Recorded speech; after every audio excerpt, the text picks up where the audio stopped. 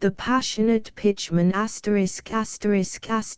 The Passionate Pitchman by Stephen Wilder. Hector was just another salesman until the gorgeous Miss Lara came along with her foolproof method of procurement. Miss Lara was fascinating. So were her methods. They introduced Hector into a world where inhibitions were unknown.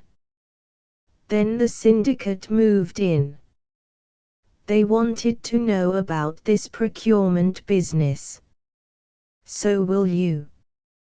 Transcriber's note: this text was produced from Fantastic October 1956. Extensive research did not uncover any evidence that the U.S. copyright on this publication was renewed. Patty put a working stranglehold on Lara, but it was Hector, underneath, who got the business. The large-headed little man cornered Hector Finch after Heck had had his fourth martini at the sales convention. Heck functioned rather well after 4 martinis, but he never remembered much afterward. He did remember vaguely, though, that the little man's head seemed too large. Not freakishly so, just somewhat too large. Nor was the man's small stature something a circus sideshow could make money on. The man was almost but not quite 5 feet tall, Hector Finch judged. "I want to see you a moment," he told Heck politely. "If I may." Hector nodded. He waylaid a waiter and short-stopped 2 brimful cocktail glasses which had been heading elsewhere. "Drink?" he asked the little man. The little man nodded, took one of the glasses and upended it. He had poured the martini, it was a very dry martini, down his throat without swallowing. That, Hector decided, as they found an unoccupied corner of the convention hall in which were displayed the various electronic products of Weatherby, Inc., for which Heck was a salesman, was a considerable feat. "I've been watching you," the little man said. Oh. It probably meant, Heck told himself, that the little man was an employee scout for one of Weatherby's competitors. Such scouts often came to these conventions and had a go at recruiting top-flight sales personnel. "You're passionate, Hector Finch," the little man said suddenly and unexpectedly. "I'm which?" Hector asked in surprise. "Passionate.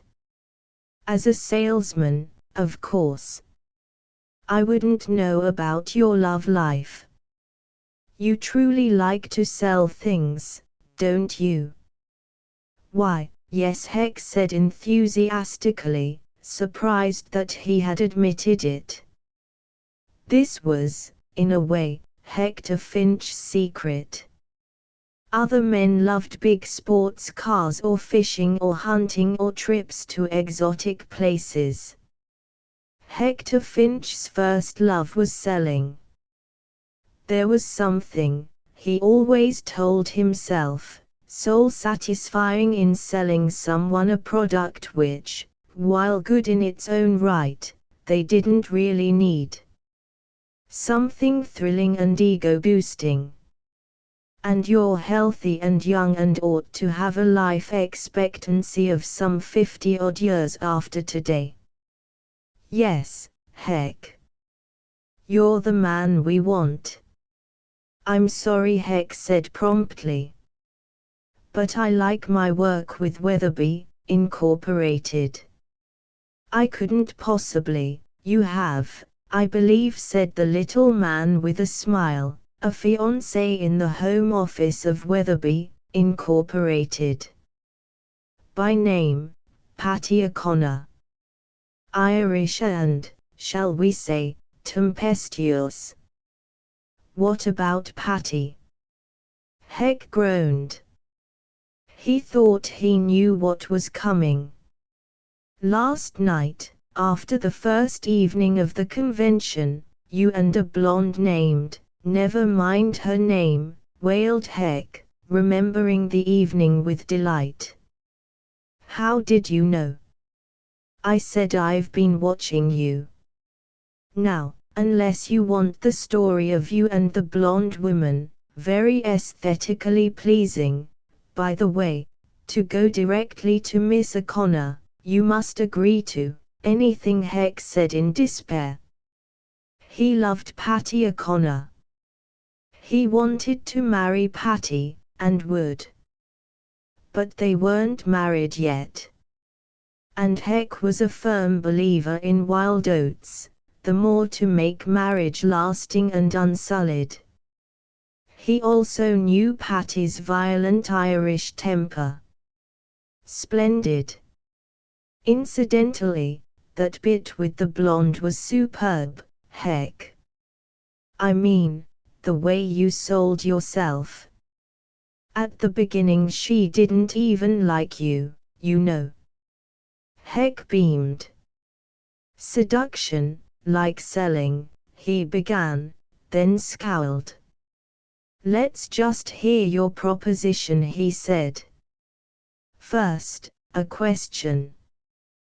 What would you say is the chief factor in selling over which the salesman has no control? Location, of course, Heck said promptly. You've got to be where the customer is. You've got to get that old foot in the door, as the expression goes, precisely. But I can go you one better, Heck. Could you sell bottled water to a thirsting man?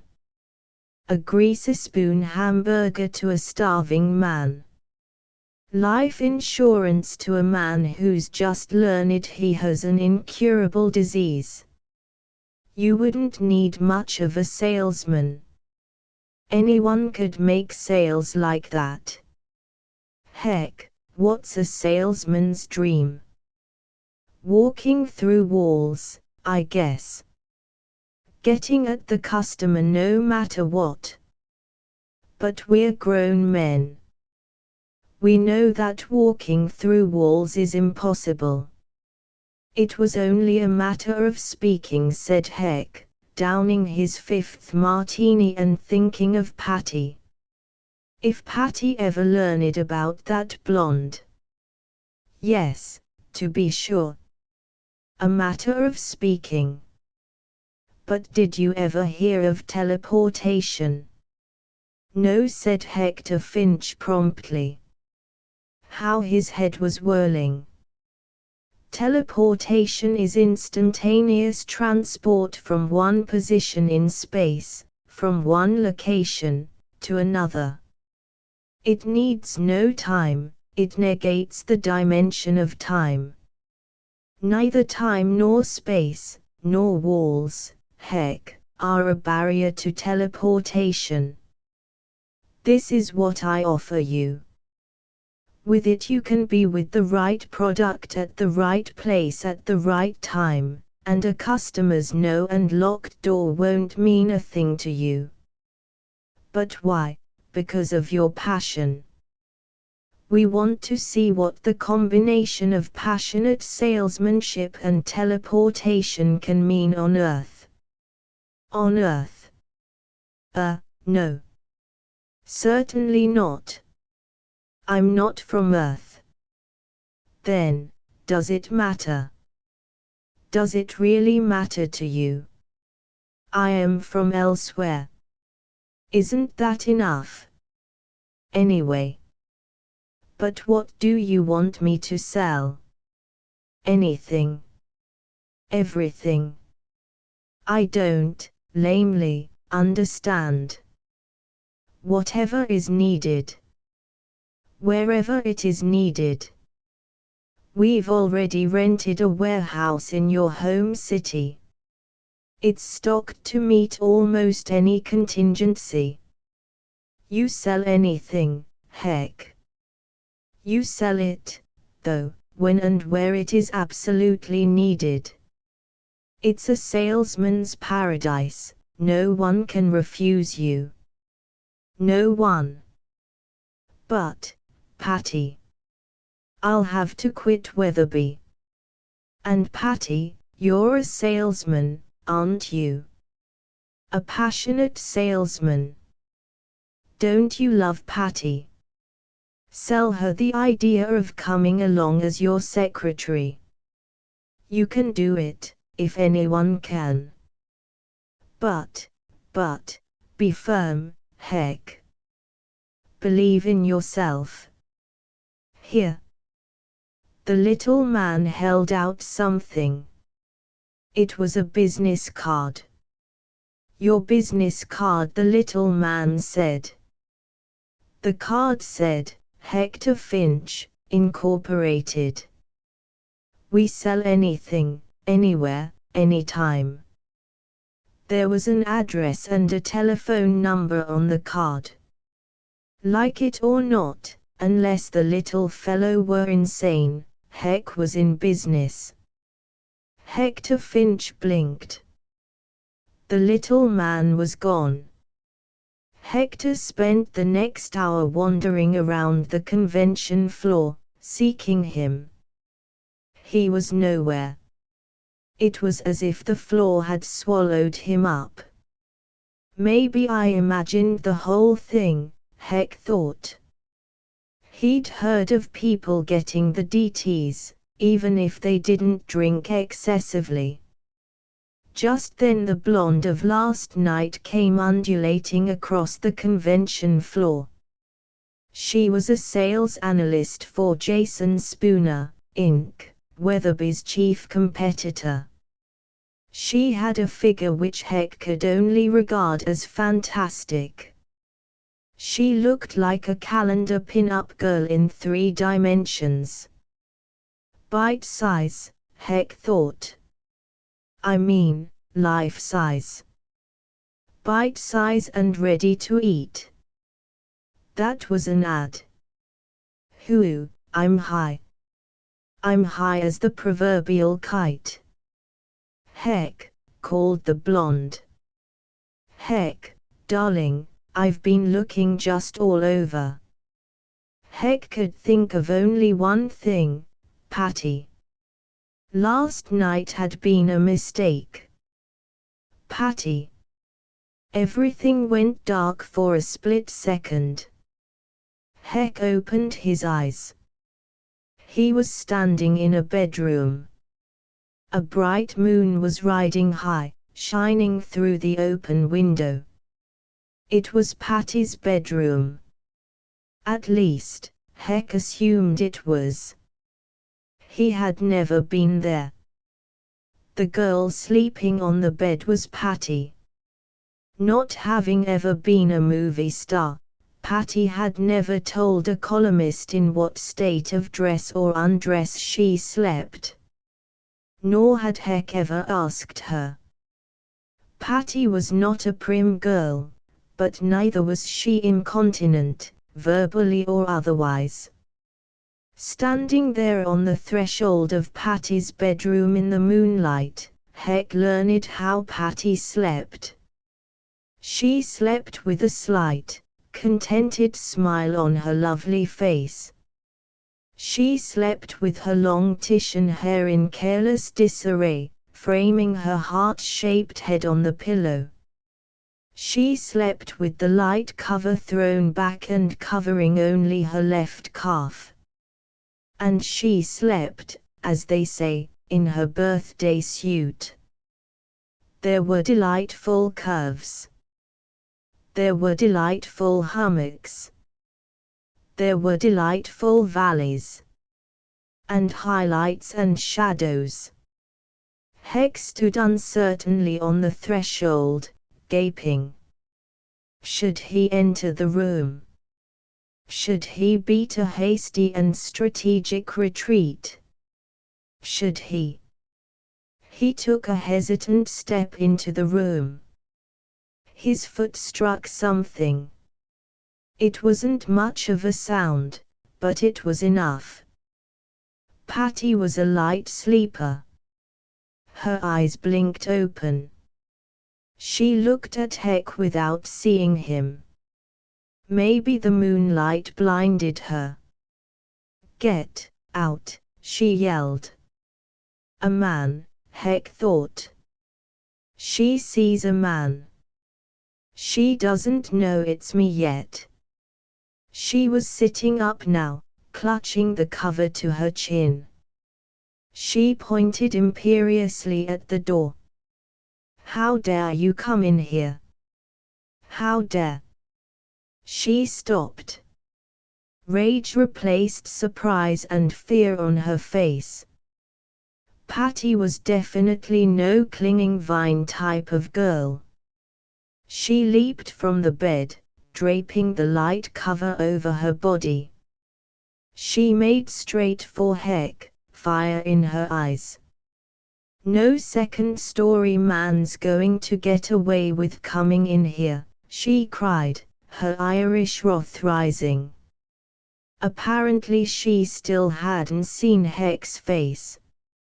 He tried to flee, but stumbled over whatever he had stumbled over before. Patty reached him just as he righted himself. She was a tall girl, tall as Heck. She was not exactly Amazonian, but had a lush, well-built figure. Heck, for his part, was not exactly Herculean. With anger and some little vestige of fear pumping adrenaline through her blood, and with health and vigor and half a night's sleep behind her while Heck was still considerably potted, she would have been a good match for him. But Heck was at a disadvantage. Heck did not want to fight. She caught his shoulders and turned him around to face her. She butted at him with her head. She kicked him in the shin. She balled her fists and hit his face. Heck tripped for a third time, and this time he fell down. In one sweeping motion, the cover trailing like a cape, Patty clawed for the telephone on the dresser and dove down on top of Heck.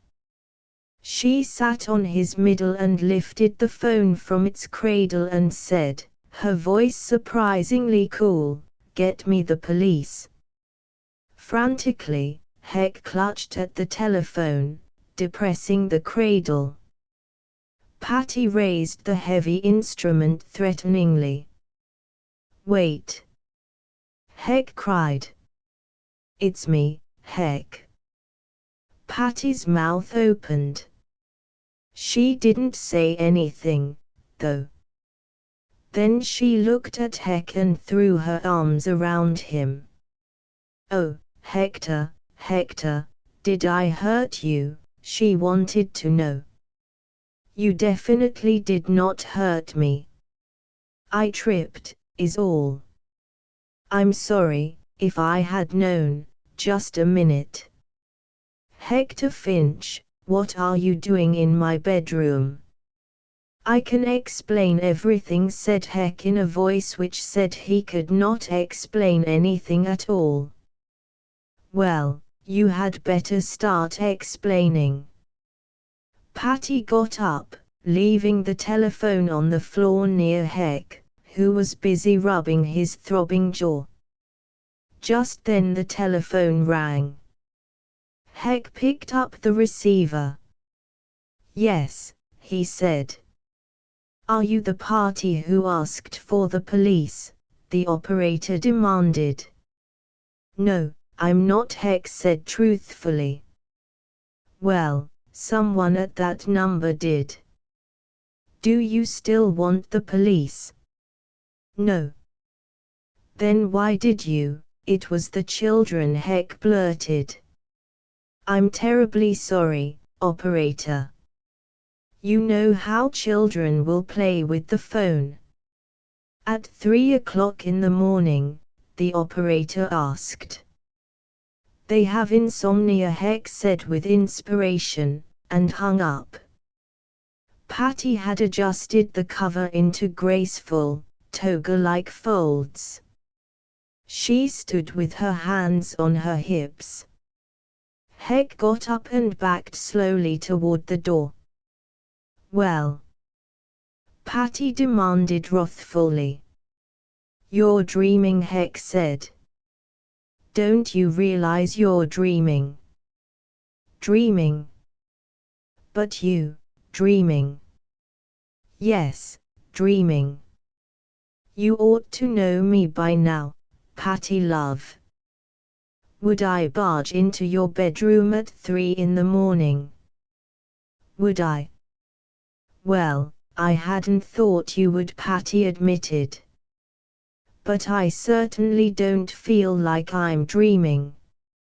And besides," she went on suspiciously, "a person in a dream never tells the person who is dreaming that she's dreaming. It just isn't done. It's done in this dream. Here, I'll pinch you." "No, keep away from me." "Patty, I'm in Cleveland at the salesman's convention. I called you long distance from Cleveland tonight, remember? So how can I be here? You must have been thinking of me when you went to sleep, so you dreamed. Don't be so rational. I want to believe you. But dreams aren't so rational, Heck." "Get back into bed," Heck commanded. "You'll see you are dreaming. You'll be sleeping soundly again in seconds. I'm not getting back into anything until I find out if." Heck walked toward her. Her bold attack on what she thought had been a prowler was done half in sleep. She was only now coming to full wakefulness. He had to prevent that, or she'd know the truth. Naturally, he couldn't tell her about the little man with the slightly too big head and the something which he called teleportation and which seemed to work. "Keep away from me, Heck. I'm warning you. We're not married yet. If this isn't a dream, we won't get married, either." But boldly Heck advanced on her and with a quick bending and swooping and lifting motion scooped her up in his arms and went with her to the bed. Before he deposited her thereon, he kissed her mouth. Her lips were delicious. "Oh," she said. "What a dream. What a dream." "Go to sleep," Heck ordered. "This obviously can't be anything but a dream. Can it?" She looked up at him sleepily. Apparently it was working. "No, Hector." She looked up at him. "Hector?" "Yes," he said, backing toward the door. "What is it?" "Hector, why can't you be, well, assertive, like the man in the dream?" "The dream, Hector. I am exactly how I am. You dream very accurately. It was a mistake." Her eyes opened wider. She seemed more awake. "But Heck, sleep," he coaxed. "It's only a dream. Sleep." She wanted desperately to believe him, and that was a big help. Her eyelids fluttered, grew heavy, closed. She breathed regularly. Heck went to the door. And tripped a fourth time. "Hector!" Patty shouted. He closed the door behind him and ran. He heard her footsteps pounding across the bedroom floor, heard the doorknob being turned. He had to vanish, here in her living room, at once. If he vanished, if the teleportation really worked and took him away instantly, before she could open the door and see him, she would be convinced she had dreamed everything. He concentrated his will on the teleportation, but made a mistake. He forgot to designate a destination. Darkness came for a split second. Then soft light. A living room, but not Patty's. A woman screamed, staring at him. The man with her cursed and threw a cocktail glass in an automatic hostile response. It struck Heck's temple and shattered. The woman was the blonde sales analyst for Jason Spooner. She gaped at Heck open-mouthed. The man seemed familiar. Heck had met him recently, he knew. Suddenly it came to him. The man was Amos Weatherby of Weatherby, Incorporated met him. He'd known Weatherby for years. And Heck had seen the living room before. It was the main room of the two-room suite Amos Weatherby had taken at the convention hotel. Finch! Weatherby cried. Heck stood there, staring blankly.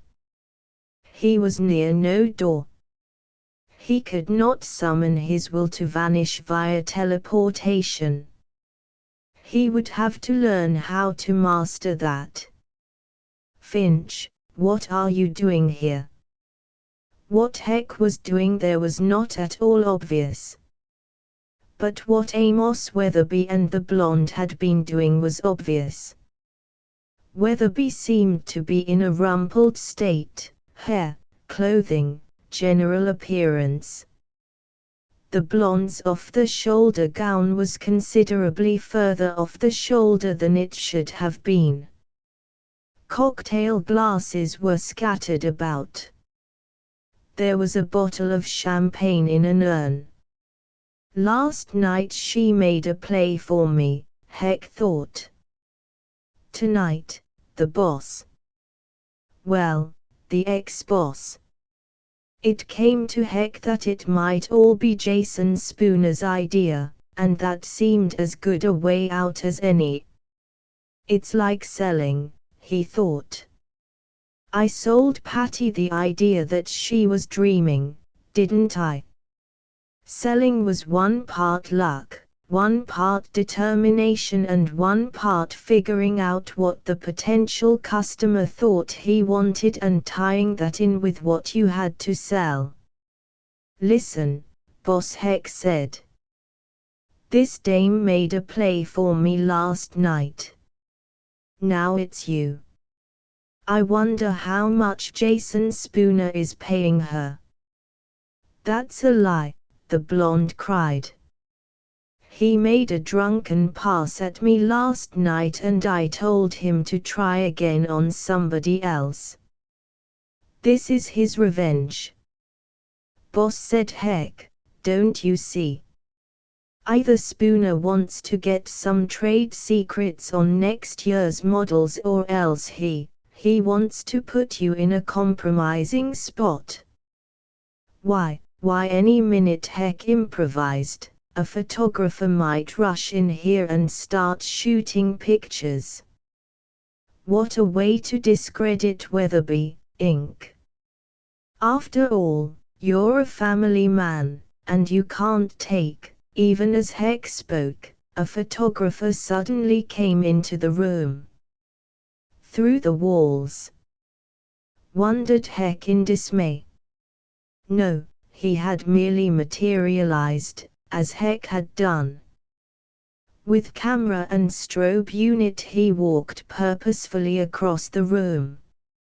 Right here, boss, he demanded. The others did not know this, but he was addressing Heck. Apparently Heck had summoned him, via teleportation. He was part of Heck's new company, all donated by the man with the big head, like the cards, and the warehouse. The blonde looked more surprised than anybody. Amos Weatherby had gone white as a sheet. His mouth opened but he couldn't get any words out. Scram! Heck shouted. Get out of here! The photographer vanished.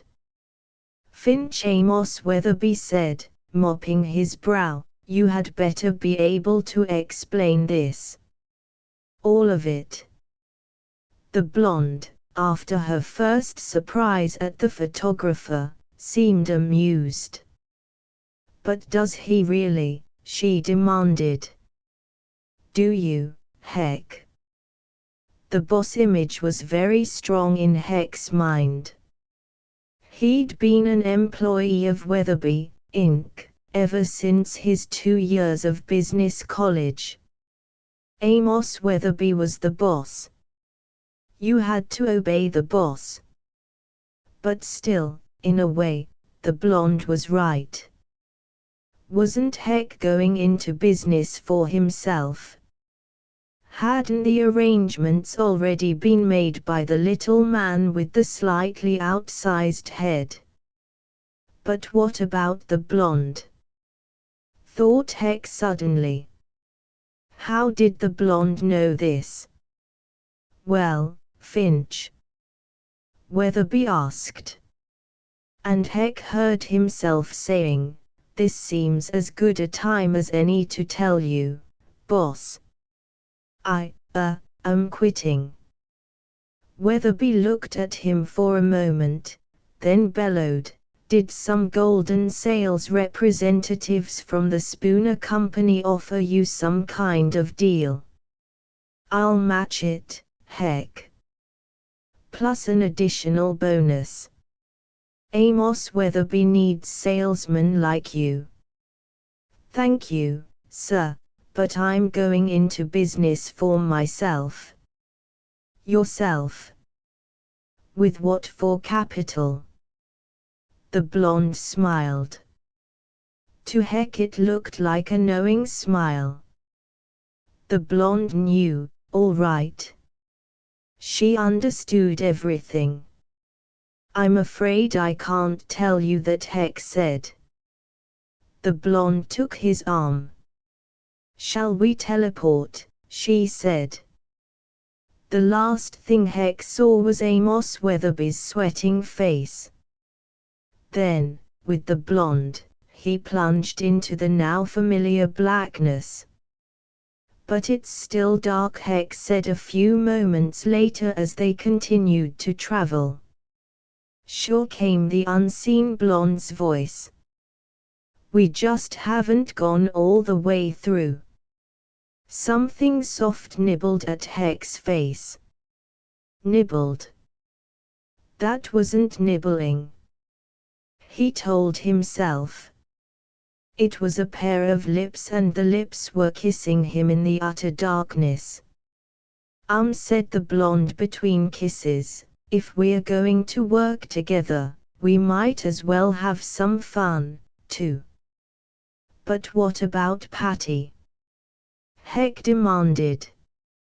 While waiting for an answer, he explored tentatively, then more forcefully with his own lips and hands. After all, the circumstances were unusual. Patty? Asked the blonde dreamily. Patty? Oh, yes, the girlfriend. Well, just you bring her along to work for us if you want, as a secretary or clerk or something. For us? Heck asked. Us, of course.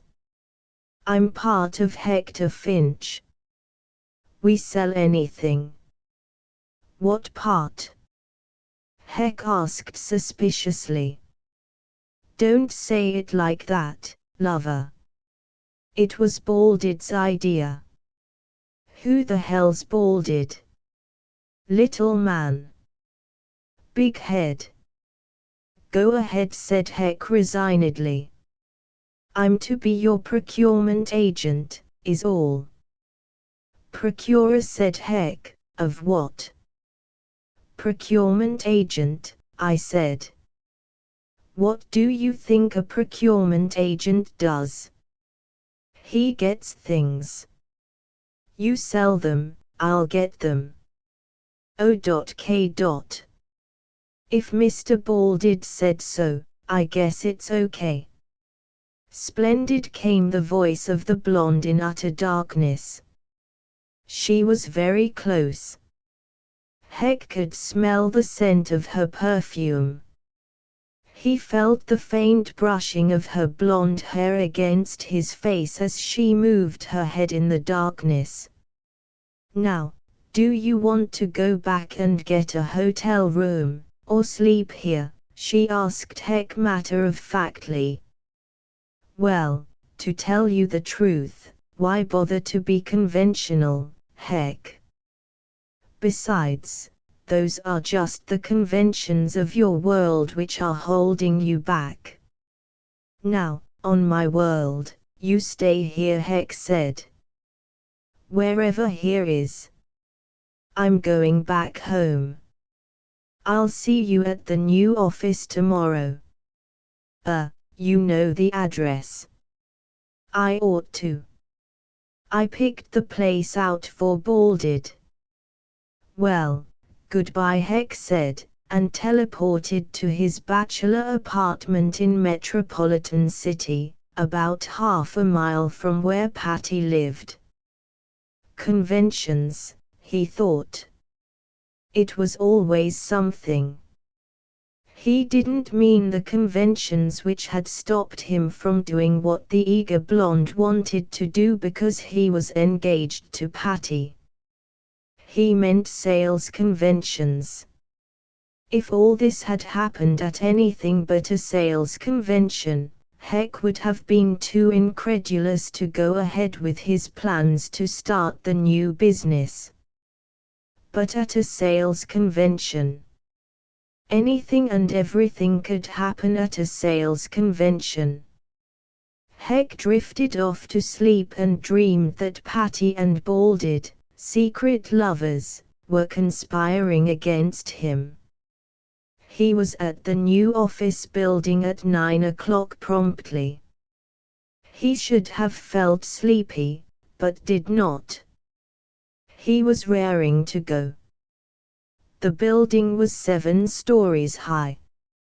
Heck had expected a dilapidated warehouse and a dingy suite of offices above it. What he saw was a gleaming glass-walled new office building in one of the best sections of town. A sign in raised metal-on-metal bank-style letters proclaimed the edifice to be the Finch Building. And that, Heck told himself in amazement, was more than either Amos Weatherby or Jason Spooner had. The doorman smiled and tipped his hat. At first Heck, who smiled back a little self-consciously, did not know how the maroon-uniformed doorman knew him. But then he saw a big full-color portrait of himself hanging just to the left of the bank of elevators. Apparently the blonde had found it somewhere, or had had it made from a snapshot. The blonde thought of everything. Heck got into the elevator. It was crowded with white-collar workers, all of whom, Heck realized with a start, worked for him. They'd been talking animatedly when he entered the car, but the talk settled quickly into nervous silence. After all, weren't they in the presence of the boss? When the elevator got to the top floor and when the last of the other passengers got off, Heck stepped out on a plush red carpet and across it through a gate and past a row of smiling secretaries to an opaque glass-walled suite of offices marked with the legend, Executive Offices. There must have been half a dozen secretaries and clerks in the large anteroom. All were busy. All were gorgeous. If the blonde was responsible for hiring them, the blonde had taste. And obviously wasn't the jealous type. Or perhaps, Heck thought, Baldid had done the hiring. Or perhaps the girls just came with the building. Were they Earth girls? Wondered Heck, or girls from the blonde's world? He found himself sighing with contentment. If they all had a collective moral sense the equal of the blondes. But what am I thinking? There's Patty. Isn't there? Waiting for you, a voice said. What was that? Heck realized that the secretary closest to the door leading to the executive offices had spoken to him. I said, "Sir, there is a Miss O'Connor waiting for you in your office." Patty, Heck thought. He gulped. How had Patty learned of his new business so quickly? He was going to tell her, of course, but not immediately. He needed time to think. Unprepared, how could you explain a setup like this to a girl like Patty? "Has called twice," the secretary was saying. Whom did you say has called twice?" "Miss Lara, sir." "The procurement agent." Yes. Miss Lara. I'd better see her. At once. Yes. Yes, at once. Don't tell Miss O'Connor. Just then the door to the executive offices opened. An angry Patty stood there, hands on hips. "Don't tell Miss O'Connor what?" she demanded. "Heck, are you trying to avoid me?" "Why, no, sweetheart." "Whatever." Then Patty's face changed. The anger and the certainty were replaced by a small girl look of surprise and awe. "Heck," she said in a soft voice, "what is all this? What has happened to you? How can you afford a setup that could bankrupt Amos Weatherby?" "I can explain everything," Heck said, realizing how ridiculous and incriminating the words sound. "No, I mean it, I can." Of course he could. But whether she believed or not was another story. "Now?" Patty asked. "Not now. Right now I'm busy." Patty had a new expression on her face. Hurt look. "At least give me some idea," she pleaded. Heck stared at her blankly. There was nothing he could say. She would never believe his story about Mr. Baldid. Who in his right mind would? I saved up," he said, blurting the words. "Saved up? If you'd been saving half your paycheck since I met you, you couldn't have put a down payment on just the furniture in this one room." Heck, you're lying to me." He didn't deny it. He stared at Patty and shrugged his shoulders and adjusted his tie and teleported. The last thing he saw was Patty's very angry face. Heck rematerialized in the procurement office, or rather in the waiting room of the procurement office. He looked around. He shuddered. He wanted to run. The faces. You didn't have to study the wanted posters in the post offices to recognize them. They were all of a type, and the type belonged on wanted posters. They were hard faces, brutal faces, cynical faces. They went with big, powerful bodies and heavily padded, loud-styled clothing. They went with suspicious jacket bulges and unreadable expressions. They went with organized crime. The secretary, a very small brunette in a low-cut dress, did not seem to mind. In fact, she seemed a shade disappointed when Heck's comparatively small form pushed its way through to her desk. "There's something," she said, then gave Heck a closer scrutiny. "Mr. Finch." "I'm sorry, sir. I didn't recognize you. Is Miss Lara in?" "Yes, sir." "Of course." "Interviewing, sir." "For what?" The receptionist stared at him in surprise. "For the procurement staff, naturally." "Shall I tell Miss Lara you're here?" "No. I'll go right in, thanks." And Heck went to the door, and opened it. 10% of the price received for all material procured by you, Miss Lara," her blonde hair in an upsweep and harlequin glasses perched on her pretty nose, was saying. She looked up. "Oh, hi." "Hi, Heck." Heck grunted, sat down in the one empty chair. The second visitor's chair in the room was well filled by the enormous bulk of one of the hoodlum types being interviewed for the procurement staff. "Gee, lady," he said. "I dunno. 10% ain't so hot.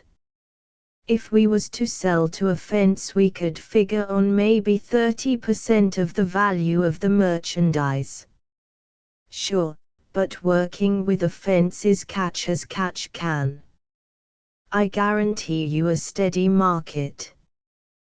Besides, you will also be guaranteed a capture-proof method of procurement. I already explained that to you." "Prohibition was never like this," said the thug. "Well, what do you say, my man?" Come. There are others. If you don't want, no, I didn't say that. I guess I'll take the deal. Only, lemme see that trick again.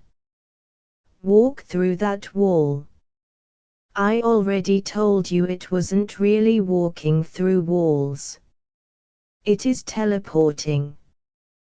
"Teleporting, schmeleporting. Gimme the gadget." "There is no gadget. You are now working for us. You can teleport. And your specialty, Mr. Mainity?" "Tires. Automobile tires." Mainity walked toward the wall, chuckling happily. "We'll expect a shipment today." "Today? But, you can teleport it, remember." Mainity nodded his head, got halfway to the wall and disappeared. Lara flashed a smile. "How am I doing, Heck?" "I don't know. I just don't know." "What's that supposed to mean?" Lara asked in a hurt voice. "By noon I ought to have the whole procurement force, and you say, crooks. Gangsters. What did you expect, a staff of little Lord Fauntleroy's? After all, if they have to burgle. Of course. We don't have any working capital. How do you expect to get any merchandise to sell? We burgle it, but safely, via teleportation. That's against the law, Heck said. Lara looked at him blankly. Is it? Do you really care? I really, definitely, truly care. Call off your procurement force, Lara. That's an order. Go out and get us some money. Where? Why, from Baldid, of course. But Baldid doesn't have any money. No. No money. Heck said in alarm.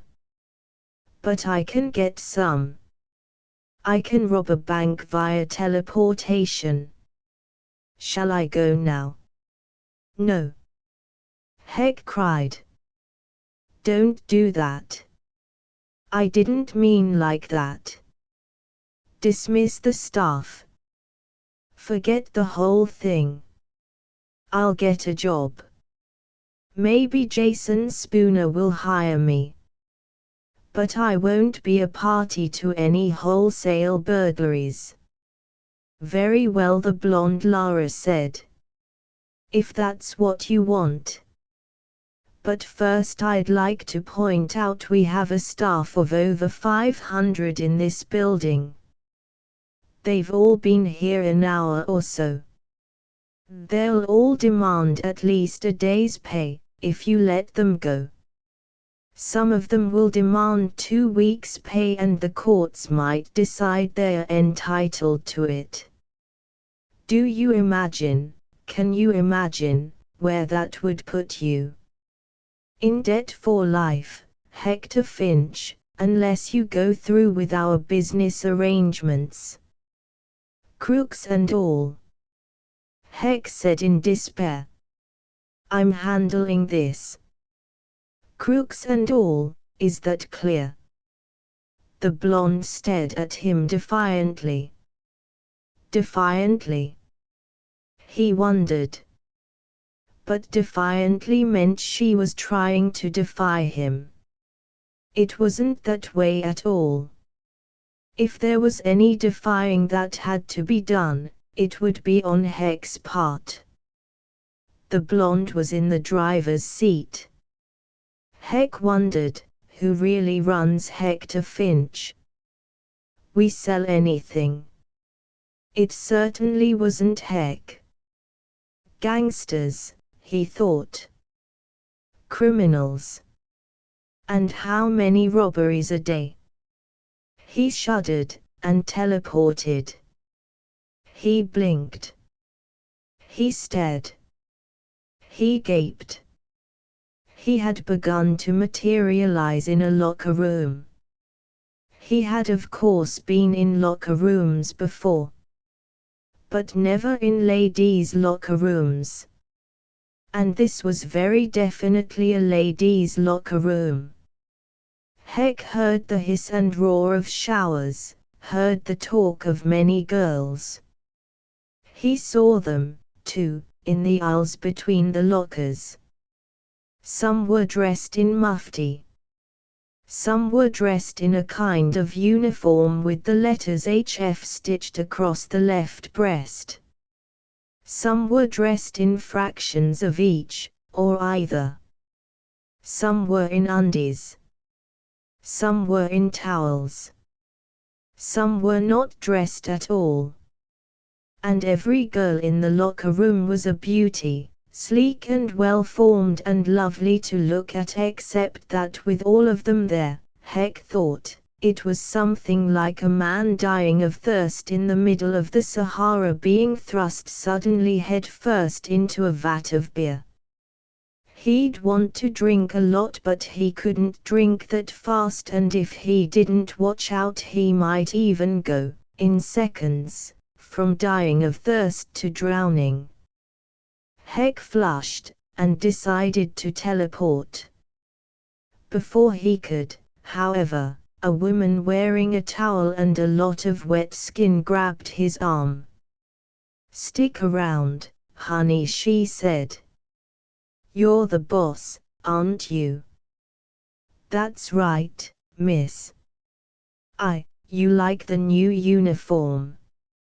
"Well, Georgette," called the woman, who seemed to be several years older than the others and reminded Heck of his impression of what a madam ought to be like. A strawberry blonde came over in the HF uniform and slowly pirouetted for Heck. The uniform was maroon and silver, with a tight clinging bodice and tapered slacks that fit her buttocks and legs like suntan oil. Heck gaped. "Like it?" the strawberry blonde asked. "That's enough," Georgette, the older woman, said. "This is the boss." Georgette went away, wagging an acre of pulchritude. "What are you all going to be?" Heck asked. "Elevator operators." "Elevator operators," repeated the woman, and laughed. It was a loud, unrestrained sort of laugh, but somehow not uncouth, exactly what Heck would have expected if the woman had been what Heck thought the woman looked like. "Dear me, no. Elevator operators." And she went off into a second fit of laughter. "Then what?" "We're the sales staff, of course." "Sales?" Blankly. "Sales." It's Miss Lara's feeling that a sales staff ought to be expert at selling. "Obviously," Heck said. "Look at these girls.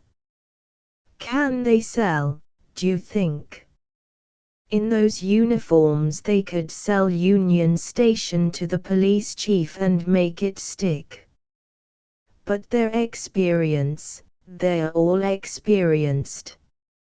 They're chorus girls or burlesque girls or party girls or PR, that's enough." Heck cried. "You've made your point. Then all I want to know is, do you approve of the uniform or don't you approve of the uniform?" Heck couldn't think. Everybody was running Hector Finch but Hector Finch. He took one more look around the locker room. Most of the girls were in their uniforms now. They had not minded Heck's being there. Why should they? They were all used to that sort of thing. Heck should have been happy. Access to this room alone might have been worth 5 years of a healthy young bachelor's life. But he wasn't happy at all. Yesterday the ace salesman of a big electronics outfit. An ace salesman, who loved selling, perfectly, splendidly, magnificently adjusted. Today, the owner of a huge, and illegally functioning or soon to be illegally functioning, company. Well, the so-called owner. The owner in name only. Because he hadn't made one decision. "Excuse me," a voice said timidly. "I was told I might find Hector Finch here." "Is Hector?" The voice trailed off. It was Patty's voice and now Patty saw Heck, sitting apparently unconcernedly, among all the uniformed and ununiformed and partially uniformed beauties. "Heck," she cried. "You come out of there. You come with me this minute."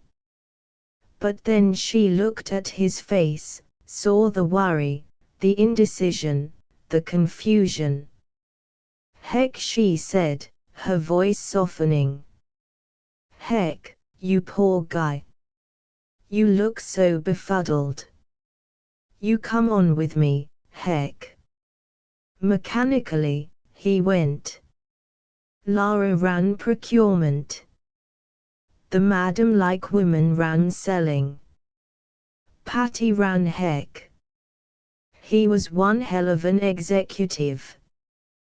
They ran smack into their first serious trouble 3 days after the company began to function. In those 3 days, Heck almost succeeded in turning his own head. His job apparently consisted of signing a few routine inter-office memorandums, making a daily tour of inspection, spending as much time as he wanted with the sales force, arbitrating disputes between some of the more tempestuous beauties either of the sales force or the secretarial staff, and trying to convince Patty, who had come that first day because she had seen an ad Lara had placed in the papers in Heck's name, that everything was going to be all right. He never did actually get right down to it and tell Patty the truth, but he didn't have to. On the second day, Lara told her.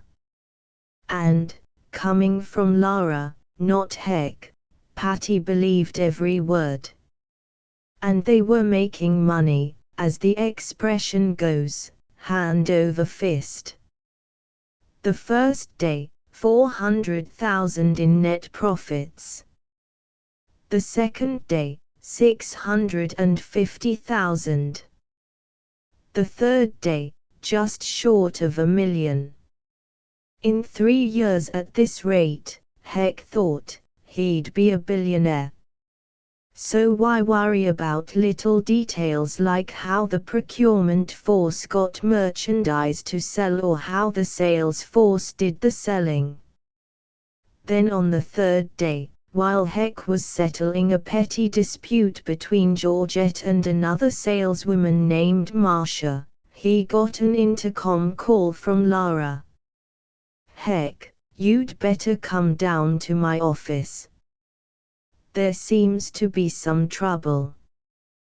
"What kind of trouble?" "Procurement trouble." "Hurry up, before the police get here." The word police sent Heck teleporting instantly. To hell with elevators and corridors, he told himself. To hell with $1 billion. Police. And if they were caught with a warehouse full of stolen goods. Heck materialized in the procurement office. A thug sat there nibbling at a finger half the size of a baseball bat. Lara was looking at him angrily. The thug resembled Manatee, but seemed bigger if not tougher. They all seemed to resemble Manatee. "This is Mr. Fanity," Lara said. "Mr. Fanity, Mr. Finch." "You mean, the boss?" Fanity said in a deep but awed voice. "A time like this I got to meet the boss." "Geez, boss, I'm sorry." For all his size and bulk, Fanity cowered in front of Heck. He looked as if he expected Heck to hit him. "What did Fanity do?" Heck asked Lara. He was surprised that he could be so calm. It was Fanity's attitude, he supposed. Fanity's awe and respect did things for his ego.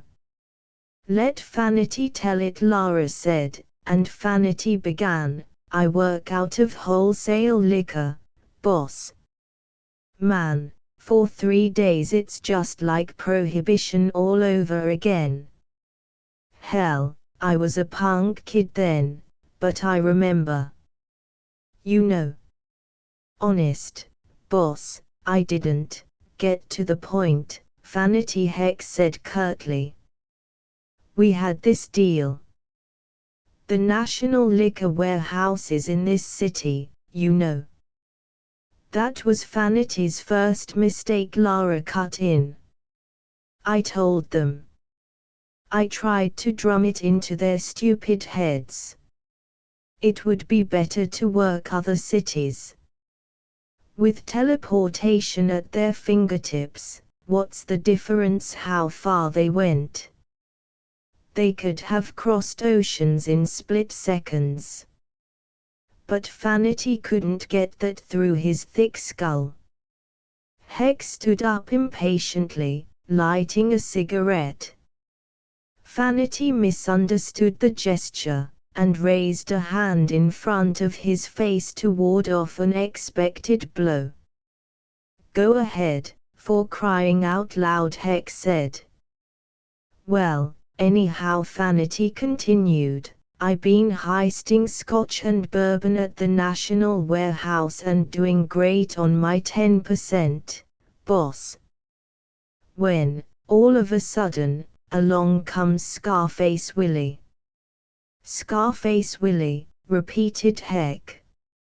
He smiled. It sounded too much like a TV crime melodrama for him to do otherwise. Then he remembered what Lara had said about the police. He stopped smiling. Who is Scarface Willie? He asked Fanity. Just the kingpin bootlegger in Metropolitan City during Prohibition, that's all. Fanity cried in a hoarse voice. But that was over 20 years ago, Heck protested. Lara pointed out, don't you think Scarface Willie has to go on making a living? Fanity said, Scarface Willie is real mad, see. After Prohibition, Scarface gets into the protection racket. He knows the liquor trade, see. He knows the liquor people. So he starts protecting all the liquor distributors in Metropolitan City, back in the 30s. And ever since. Including National, from which Fanity has been taking out several hundred cases of liquor a day. Including National, Heck groaned. Today Fanity finished, Scarface Willie meets me there. He's mad. He's boiling, let me tell you. Fanity, he tells me, you're looking to get killed. Fanity, you're as good as dead if you take as much as another shot of liquor from National. Fanity, he screams, I get $50,000 a year in protection money from National Liquor. How in hell can I protect National, he hollers, from guys like you who just make the goddamn liquor disappear. Fanity, if you ever do that again, I will have you hit in the head and put in a cement overcoat and dropped in the river. So I tell him I ain't the boss, and this gets Scarface Willie mad, too. He figures he is the boss of liquor in this city. He wants I should take him to you. As we have strict orders from Miss Lara that nobody but ourselves is to ever get telewakamacorlighted, I tell him he will have to come here on Shank's mare. So, he's coming. Scarface Willie, said Heck. Scarface Willie, said Lara, looking worried for almost the first time since Heck had known her. But what about the cops? Heck asked. What can you tell Scarface Willie? That we'll stop. If we do, and he gets wise to the rest of our business, he can blackmail us for every cent we're worth. Or that we'll give him a cut. But then he'll want a cut of everything. You said the cops. That's after you kick Scarface Willie out on his rear end. He's got political connections in this city. Doubtless he'll use them. I'm going to do what to Scarface Willie. Vanity got up and came over and pounded Heck's back with a hand like a punch press. You can do it, boss, he said. I know you can do it. Just then the intercom buzzed and a voice said, This is main floor reception, Miss Lara. A Mr. William Tallis has just reached the elevator and is now going up. He has an appointment with, I know who he has an appointment with, said Lara, and cut the connection. With me? Heck asked glumly. Not yet with you. Want to soften him up first. Remember Georgette? Indeed he did. Georgette, he said. Oh, yes. Mr. Scarface Willie Tallis' first appointment is with sales. With Georgette, to be precise. So, we wait an hour or so and see how much Georgette can soften him up. Then we bring him upstairs to see you. How does it sound? Great, Lady Vanity said, going over to Lara and raising the flat of his hand to repeat the optimistic thumping he had administered to Heck's spine. If you use that thing on me, Vanity, Lara shouted, you're finished here. Or, Lady Vanity said, looking at his hand. In repose his hand was not very big. In repose it looked only half the size of a whale's fluke. They waited. For Heck, time crawled. Not that he was in a hurry to see Scarface Willie. But time crawled agonizingly because he didn't know exactly what Willie wanted and knew he'd have to wait a while before he found out. It was hard to believe that 3 days ago he was a salesman in love with his work and in love with his girl. Now he wasn't a salesman any longer, although that had seemed to be Baldid's original idea. Now he hardly had time for his girl. Buzz went the intercom. Yes, said Lara. This is Sophie, said a voice. Sophie was the madam-like woman. Mr. Tallis was here. What do you mean, was there? Asked Lara. Because he's come and gone. He wouldn't even look at Georgette. He had too much business on his mind to think of dames, he said. He meant it, Miss Lara.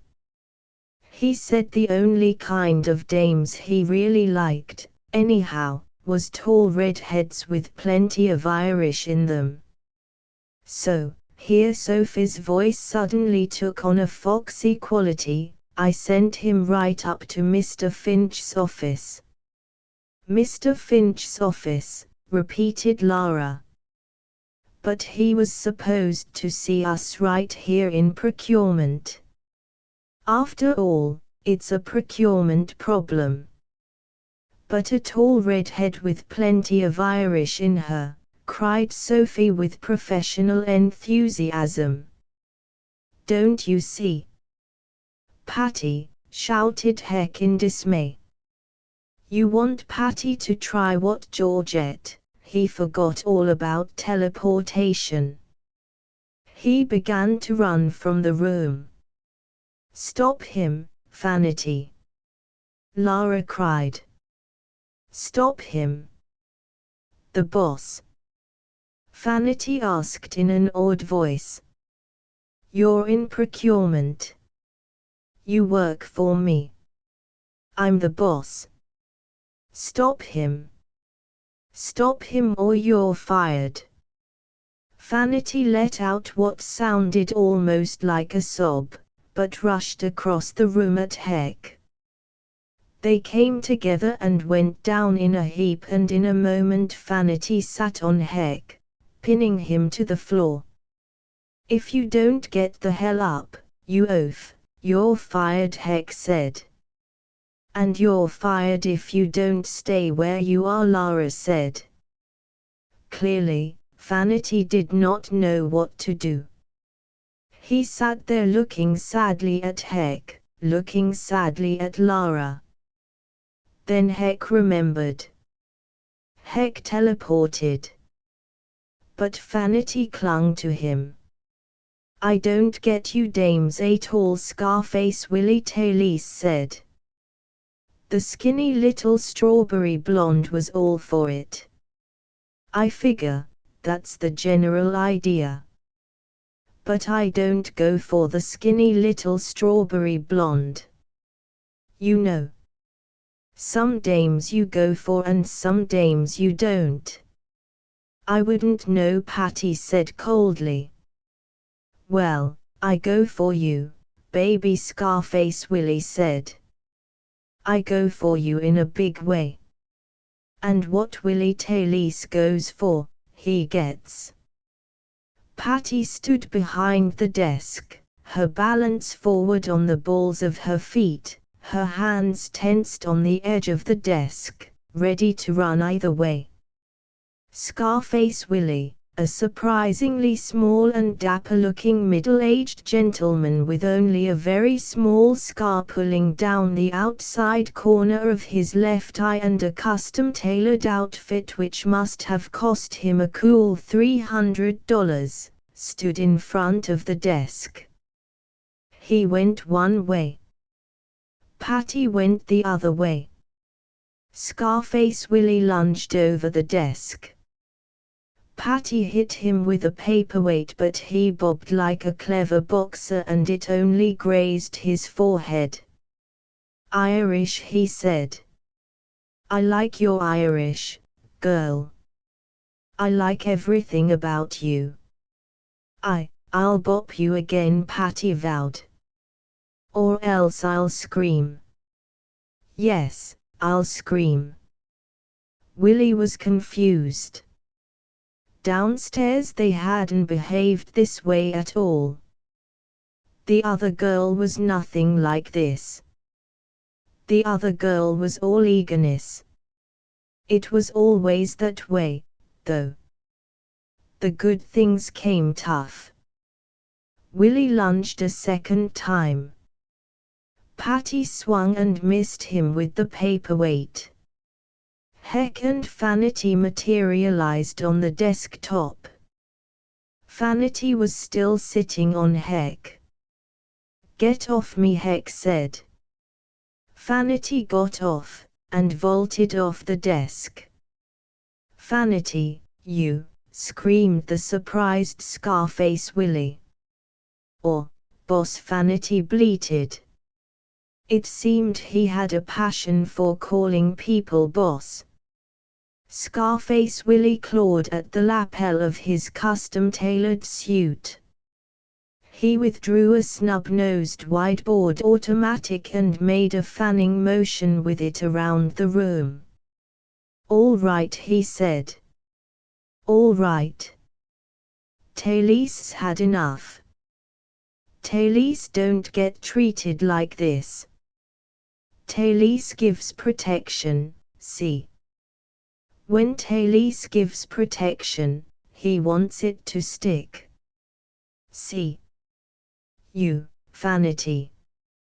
"Yeah, boss. Sit on that guy again. You did that real good." Vanity looked at Scarface Willie. He looked at Heck. He shifted his feet uncomfortably. "Because I'm getting out of here," Scarface Willie said. "With the dame.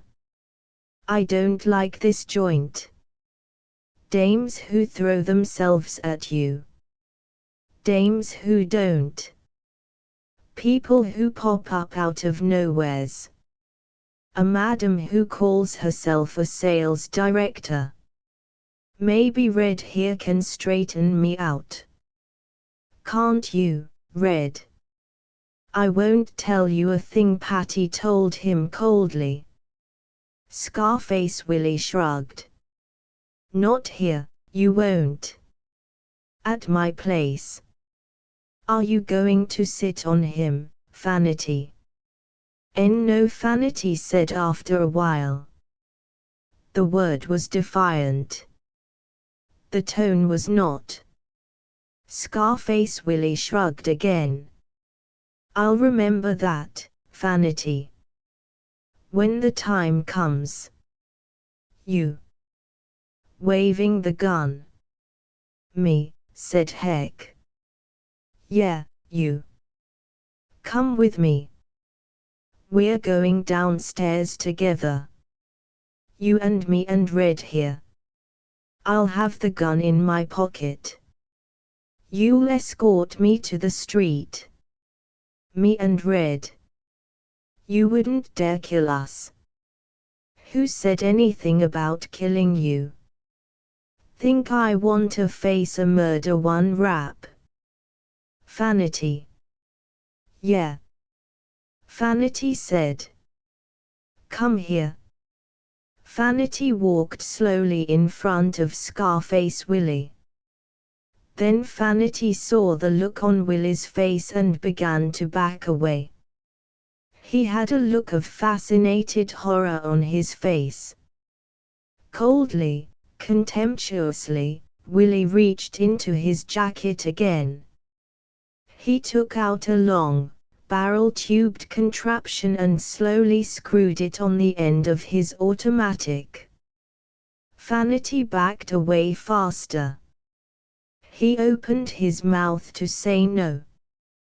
Before he could say it, though, Scarface Willie shot him twice, once in the meaty part of each thigh. The silencer muffled the twin explosions almost completely. Vanity crumpled in pain, writhing on the floor. Willie unscrewed the silencer from his gun and put it away. Shall we go? He said. With a numbness clouding his mind and making coherent thought all but impossible, Heck walked in front of Scarface Willie and Patty to the office door. He jerked the door open and heard them walking behind him. He also heard Vanity's moan. He told the receptionist, "You'd better get a doctor, quick as you can." A doctor. Heck jerked a thumb behind him. In there. Then Scarface Willie came out, with Patty. She was walking before him. Unless you were looking for it, you did not see the bulge of the automatic which he held in his pocket. But if you were looking for it, as Heck was, it seemed as big as a 16-inch naval gun. The pretty female elevator operator smiled and said a few things and obviously expected Heck to flirt with her as the car went down. Heck maintained a white-faced silence. "Say, Mr. Finch, is anything the matter? You don't look so good." Scarface Willie grunted a barely audible warning. Patty let out a sigh. "Working too hard, I guess," Heck told the elevator operator. "Well, you're white as a sheet. Why don't you go down to the beach and get yourself a good sunburn one of these days?" "Maybe I will," Heck said automatically as the elevator reached ground level. He got out. The others got out behind him. "The street," Scarface Willie said. They went outside. A snarl of traffic passed sluggishly in the street. Horns tooted. Someone, probably a taxi driver, yelled. "I can get away right now," Heck thought. The street was crowded. He could slip away. Scarface Willie wouldn't dare shoot. But Scarface Willie didn't want him. Scarface Willie wanted Patty. Listen, Willie said. The girl goes with me. You get it? She goes, and you get time to think. Say, 24 hours. To think about what? Don't listen to him, heck, whatever it is. Patty said bravely. I'm cutting myself in, Finch. To think about, say, 50%. 50%, gasped Heck. Willie squeezed Patty's arm. Patty winced. 50%, bucko, said Willie. A 50-50 split. Don't tell me now. I want you to think about it.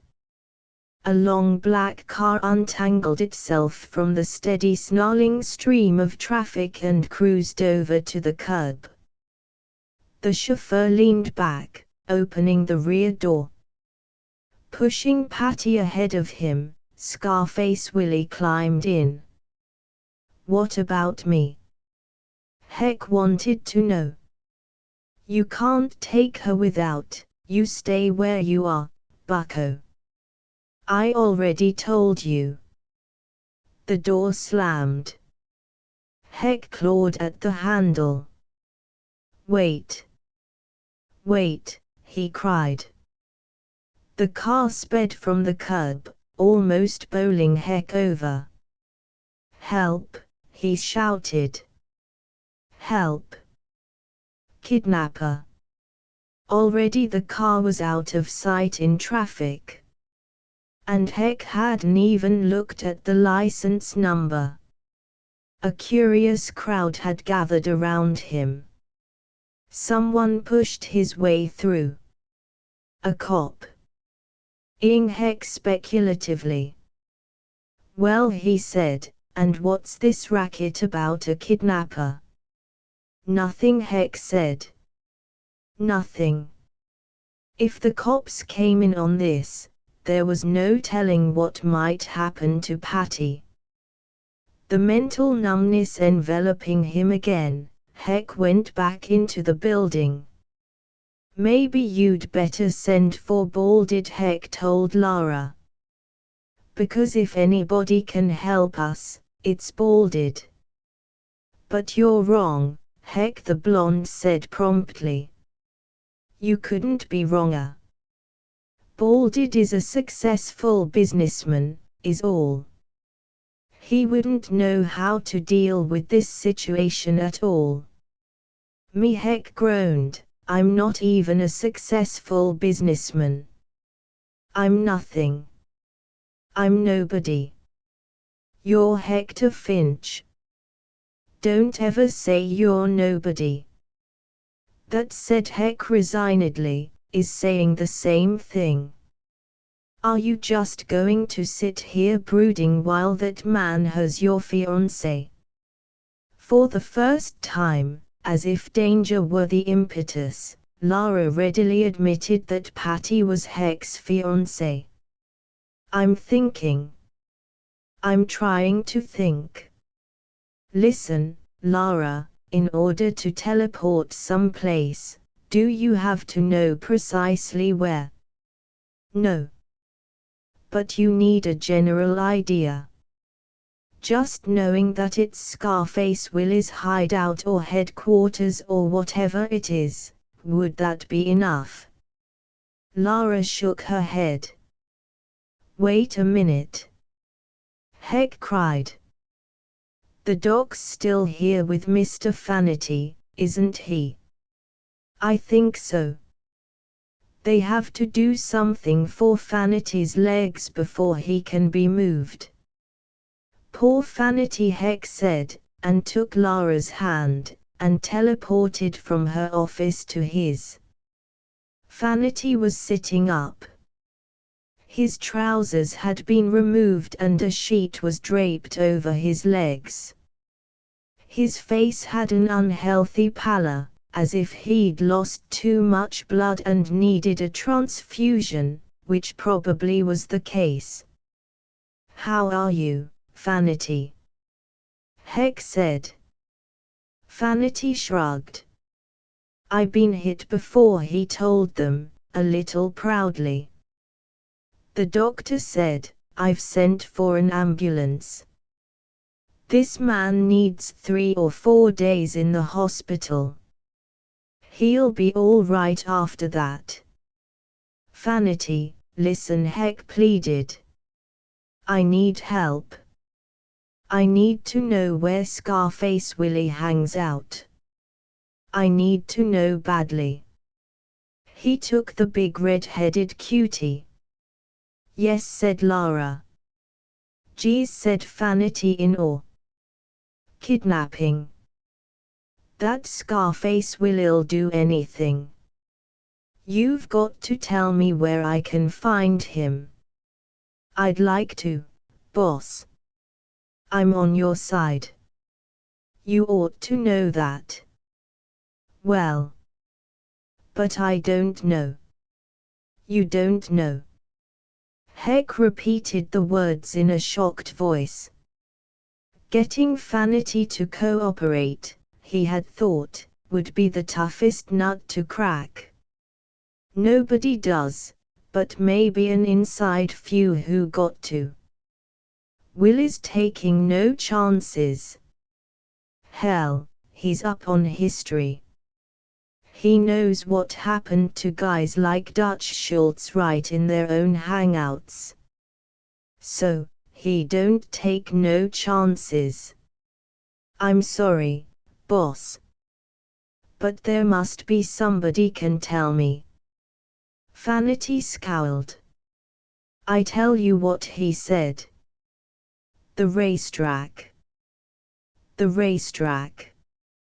"Yeah. A lot of Willie's friends hang out in the clubhouse. You can't miss 'em. Especially on a weekday like this, they almost got the clubhouse all to themselves. The suckers with the little bets hang out near the rail, but it's the clubhouse for Willie's friends. You see." But Vanity found himself talking to the doctor and to Lara. Heck had teleported. Out of blackness. He heard a bugle call. He was high up over a grandstand in a terraced room almost the size of an auditorium. It was set up like an open-air restaurant with only one side open.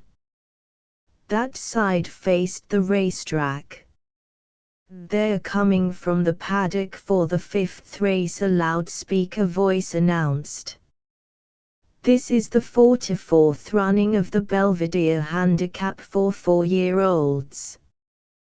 Purse, $50,000. There was a bar and all but 2 or 3 of the patrons of the clubhouse were clustered around it with drinks. Then, one by one, they drifted over to the barrier which overlooked the grandstand, the rail-enclosed viewing area, and the turf. "Excuse me," Heck began.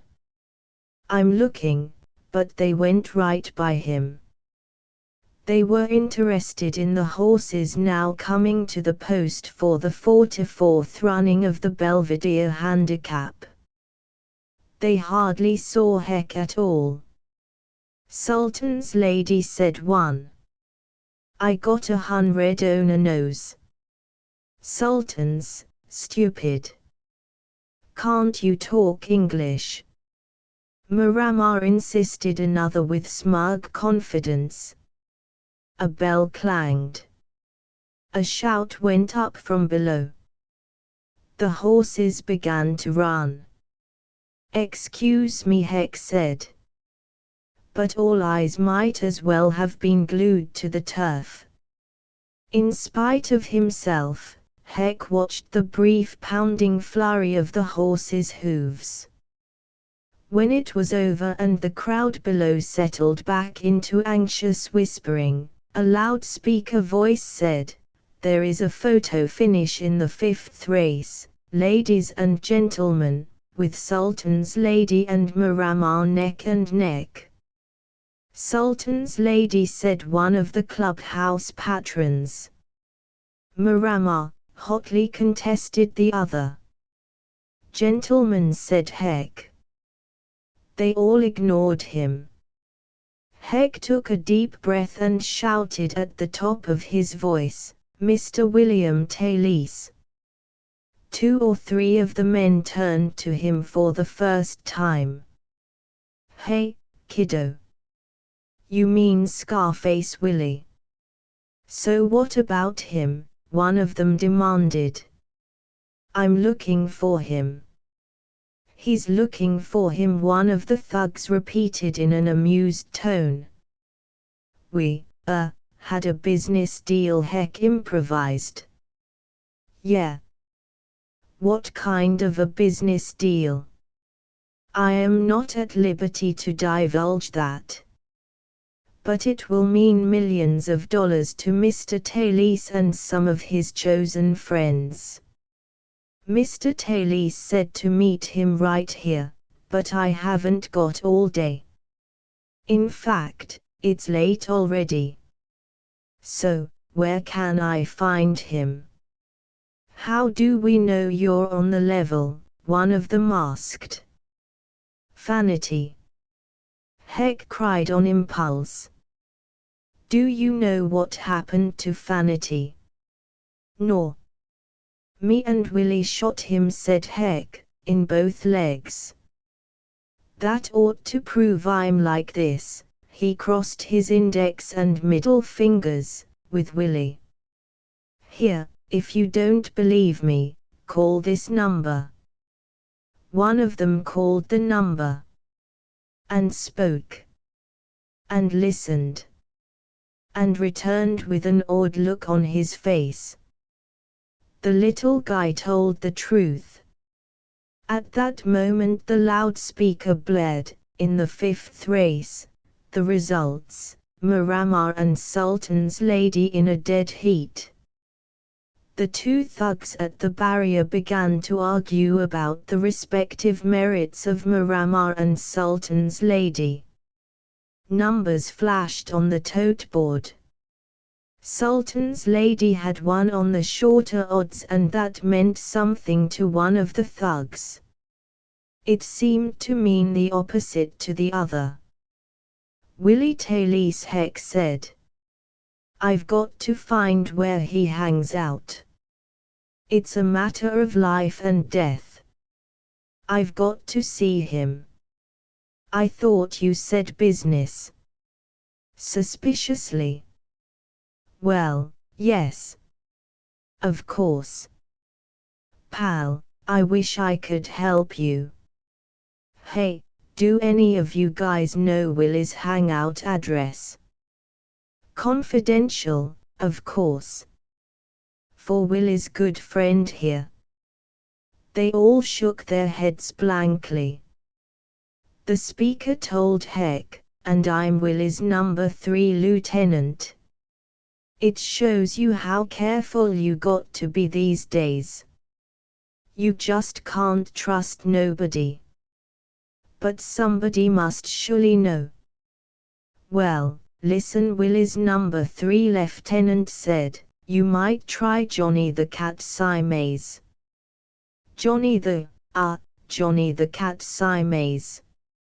"He hangs out at Ada's gym, when he ain't bodyguarding Willie's corpus." "You don't mean corpus, stupid," one of the other thugs said. "A corpus is a dead man." "Well, anyhow," said the lieutenant. "Ada's gym," memorized Heck.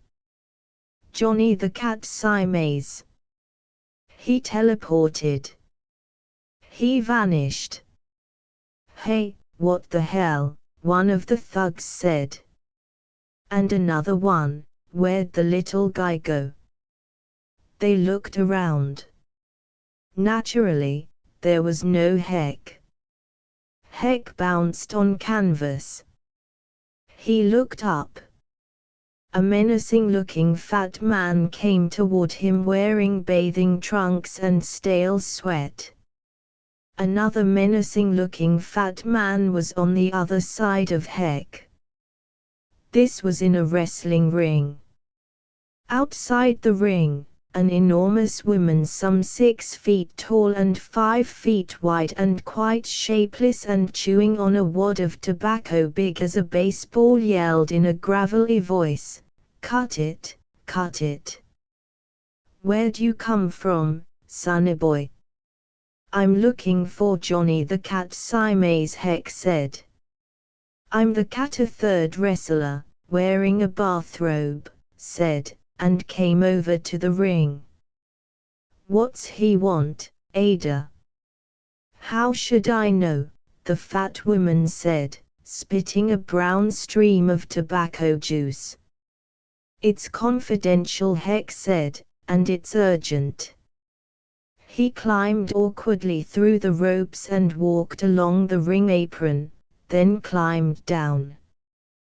He whispered in Johnny the Cat Siamese swell cauliflower ear, "I'm looking for Mr. Talese."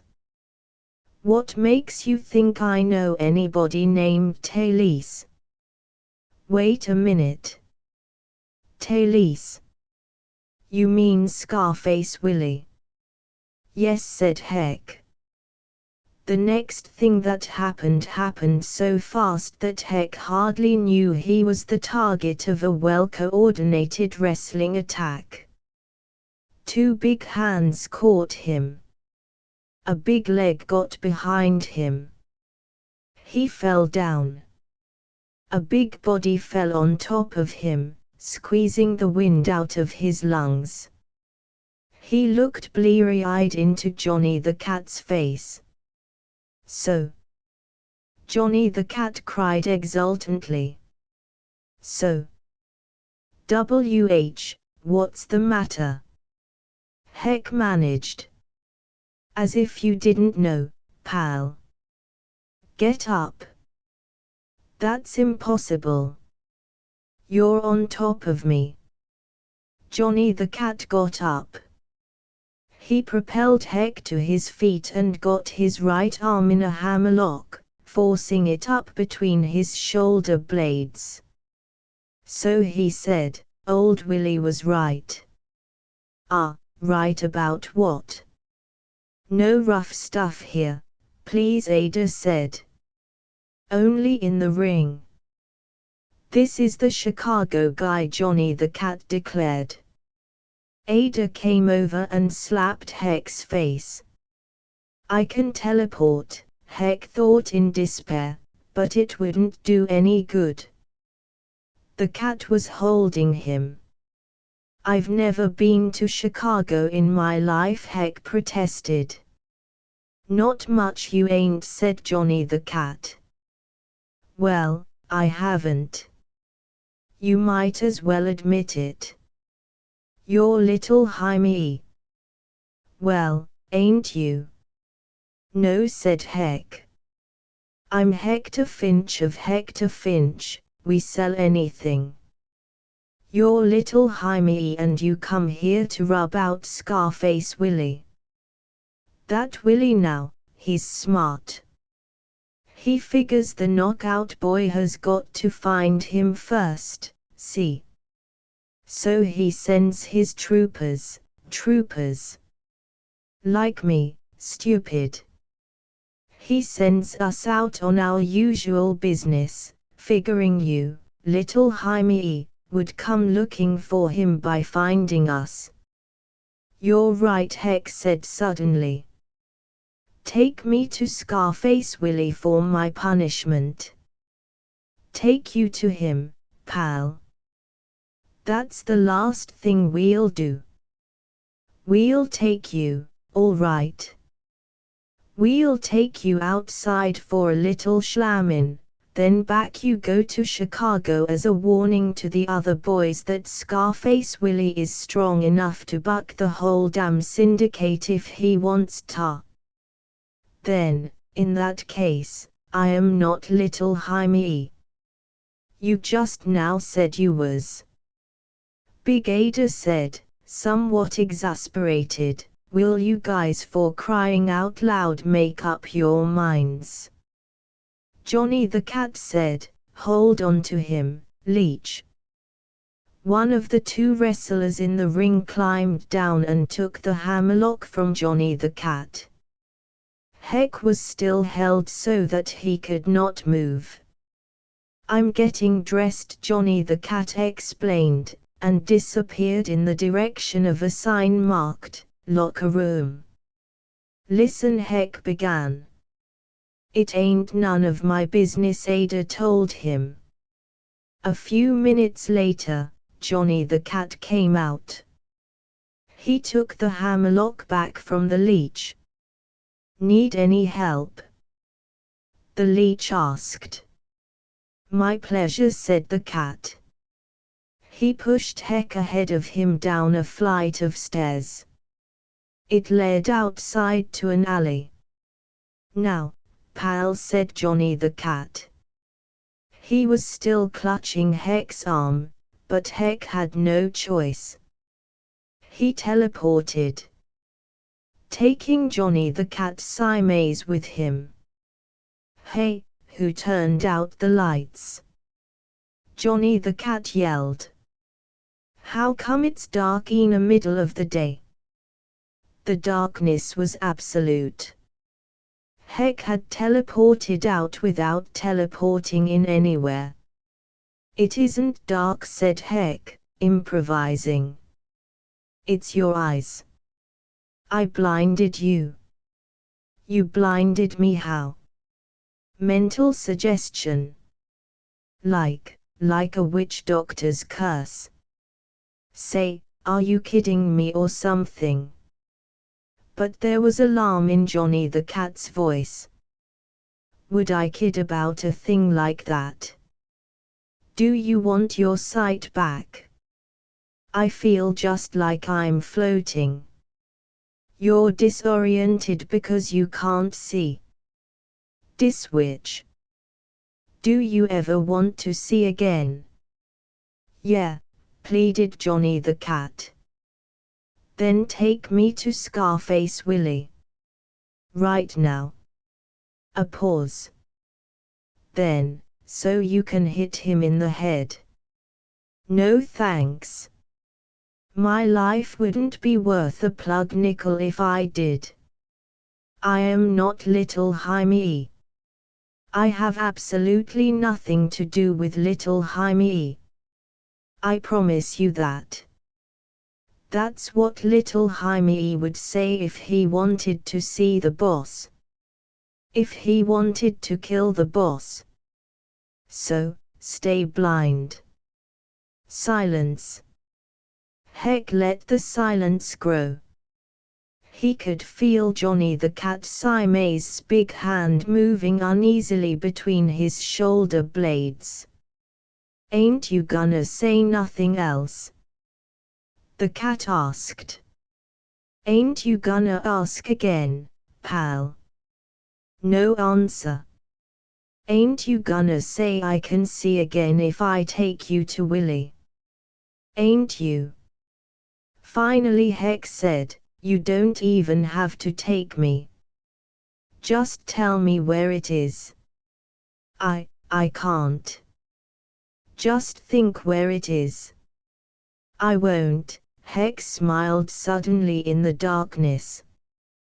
Try not to think about it, he said.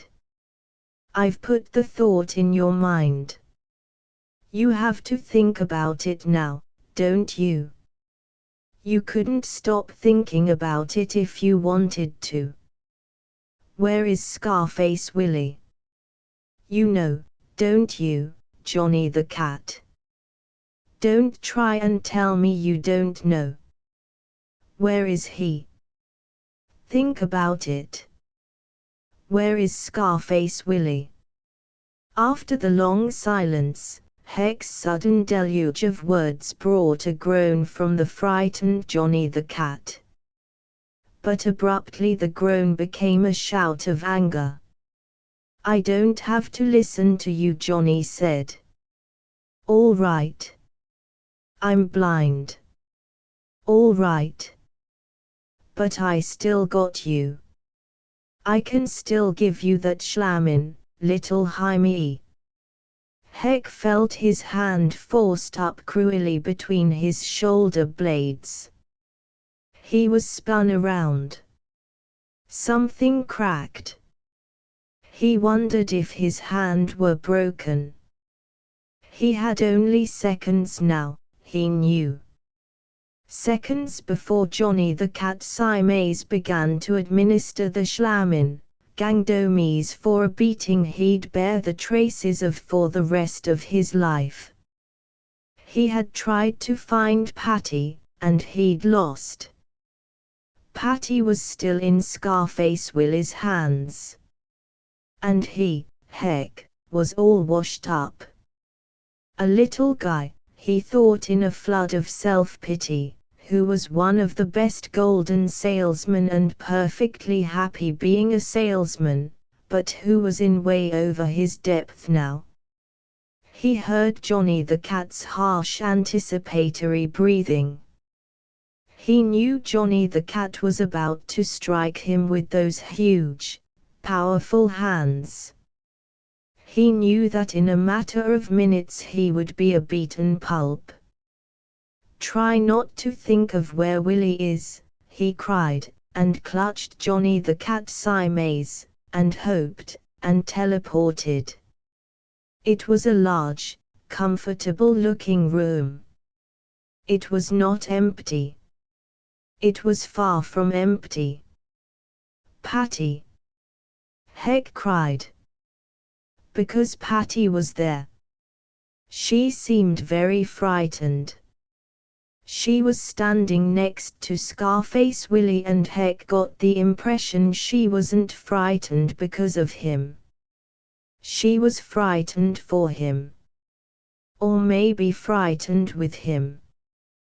Because Scarface Willie didn't look so good, either. There were two other men in the room.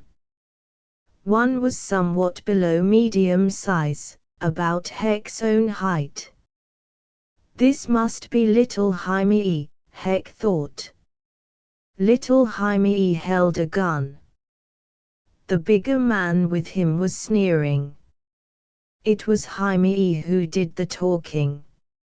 "Okay, Willie," he said, "then you and your mole are both going to get it." "I'm not his mole," wailed Patty. Johnny the Cat hulked in bewilderment behind Heck. There was very little time left, Heck knew. Johnny the Cat was too bewildered to do anything. Patty's eyes went big when Heck shouted her name a second time. Apparently the first time he hadn't materialized sufficiently for them to hear him. Willie stared at him in disbelief. The big man with little Jaime began to turn around. He was every bit as big as Johnny the Cat Siamese. And the killer's small hand tightened on his gun. Heck jumped, launching himself at little Jaime. The gun went off, furrowing Heck's cheek. The slug plowed harmlessly into the ceiling. Heck and little Jaime scrambled over and over on the floor. Heck got the gun from little Jaime, then little Jaime hit him and the gun went clattering across the floor. Patty, Willie, Johnny the Cat and the other big man all lunged for it. Little Jaime hit Heck again, and Heck counter-punched. Little Jaime bleated. Heck hit him again. Little Jaime subsided.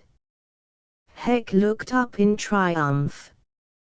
His eyes went wide. The other big man, Jaime's companion, had the gun. He was far bigger and far more capable than Jaime. It still looked more like curtains. It looked more like curtains than ever before. Jaime stood up groggily. Over there with the rest of them, ordered little Jaime. The man with the gun waved it. Heck began to move. It's Muscles Freddy, Johnny the cat said in awe. They sent Muscles Freddy here to do the job on you, boss. I always knew you were big time. Muscles Freddy waved the gun again. Who gets it first? He asked. Little Jaime glanced up. Little Jaime's left eye was swelling rapidly. He shook a fist at Heck. Give it to the little guy, he said. The wise guy. Heck gulped. He watched the big hand begin to squeeze, drawing the trigger back. The muzzle of the automatic pointed at his belly and seemed big enough to swallow him. He teleported. Not far, just across the room. Right behind Muscles Freddy. Hey, where'd he go? Freddy cried. Behind you, warned Jaime. Freddy whirled. Heck teleported again. Hey, hollered Freddy. He goes on and off like a neon sign. Heck materialized alongside him, grappling for the gun. But Freddy drew it back and fired. Heck had beaten him to it by a split second. Heck had teleported. Damn neon sign, repeated Freddy. Heck rematerialized. Freddy gaped. Heck flashed off. Then on. On and off. Off and on. Every time he flashed on again, he struck at the bewildered Muscles Freddy's gun hand. Finally, as was inevitable, Freddy dropped the gun. Heck and little Jaime dove for it, their heads striking together. Little Jaime drew back and slammed the edge of his palm across Heck's Adam's apple. Heck gagged, but held the gun in his hand and climbed to his feet. He hit Jaime in the jaw with the barrel of the gun on the way up, and Jaime fell down. Muscles Freddy stood there, looking at the gun. He was completely stunned. This is the first time in my life I ever called the police, said Scarface Willie, and went to the phone. He got halfway through dialing, and stopped. I can't, he said. Why, boss? Asked Johnny the cat. The hideout. But if Muscles Freddy and Jaime know, Heck pointed out, you'll have to change it anyway. Hadn't thunk of that, said Willie, and dialed again. While they waited for the police, he told Heck, I owe you a favor, see. On account of you saved my life. So, I tell you what. I'm letting you and the fiancé go. And I won't horn in on your business. Oh, Heck, you're wonderful, cried Patty. But Heck looked at Scarface Willie and shook his head, and while Patty looked shocked, he said, no, pal. That won't do at all. You never were man enough to horn in on my business, you understand. Scarface Willie's face went mean, and for a moment Heck thought the racketeer was going to try to take the gun from him. Heck spoke slowly and carefully, all the while watching Jaime and Freddy with the gun. The police came and took them away. Heck went on talking. He was going to be a salesman in this wild adventure after all. He had to sell Scarface Willie, the biggest idea of all. He made his plea eloquently, richly, cleverly, like those very best of salesmen who can speak far better than any lawyer who ever pleaded a case. When he finished, Scarface Willie was almost in tears. "All right," Willie said at last. "You saved my life after I kidnapped your girl. I know I'm a louse. I know it. I owe you a favor, pal." "You're right. You name it. I want you to deburgle," Heck said in triumph. "Do which?" "Deburgle. First our warehouse. Return everything we have to its original owner. You have the outfit that can do it, if we give you temporary use of teleportation. Then all our customers. You'll have to burgle the goods from them and deburgle them to their original owners. Then you'll have to put up money to cover payment of our staff. We're liquidating. We'll pay our profits back to our customers, of course. How much will it cost me?" Willie wanted to know. "Several score $1,000, I'm afraid." Willie's face went white, but Heck had done too good a selling job. Patty beamed at him. He beamed at Patty. It would all be done, he knew. There remained one detail. No, two. Lara. And the little fellow with the slightly oversized head. Heck didn't think he'd have any trouble, though. He was reasserting himself as a salesman. He felt the happiness swelling within him. Lara and the little guy would go home, where they belonged. That would be a cinch. He knew it would be. His troubles were over. "You'll begin at once?" he asked Scarface Willie. "Yes," Willie said. There were still tears in his eyes. "It's the least I can do." Heck took Patty's hand.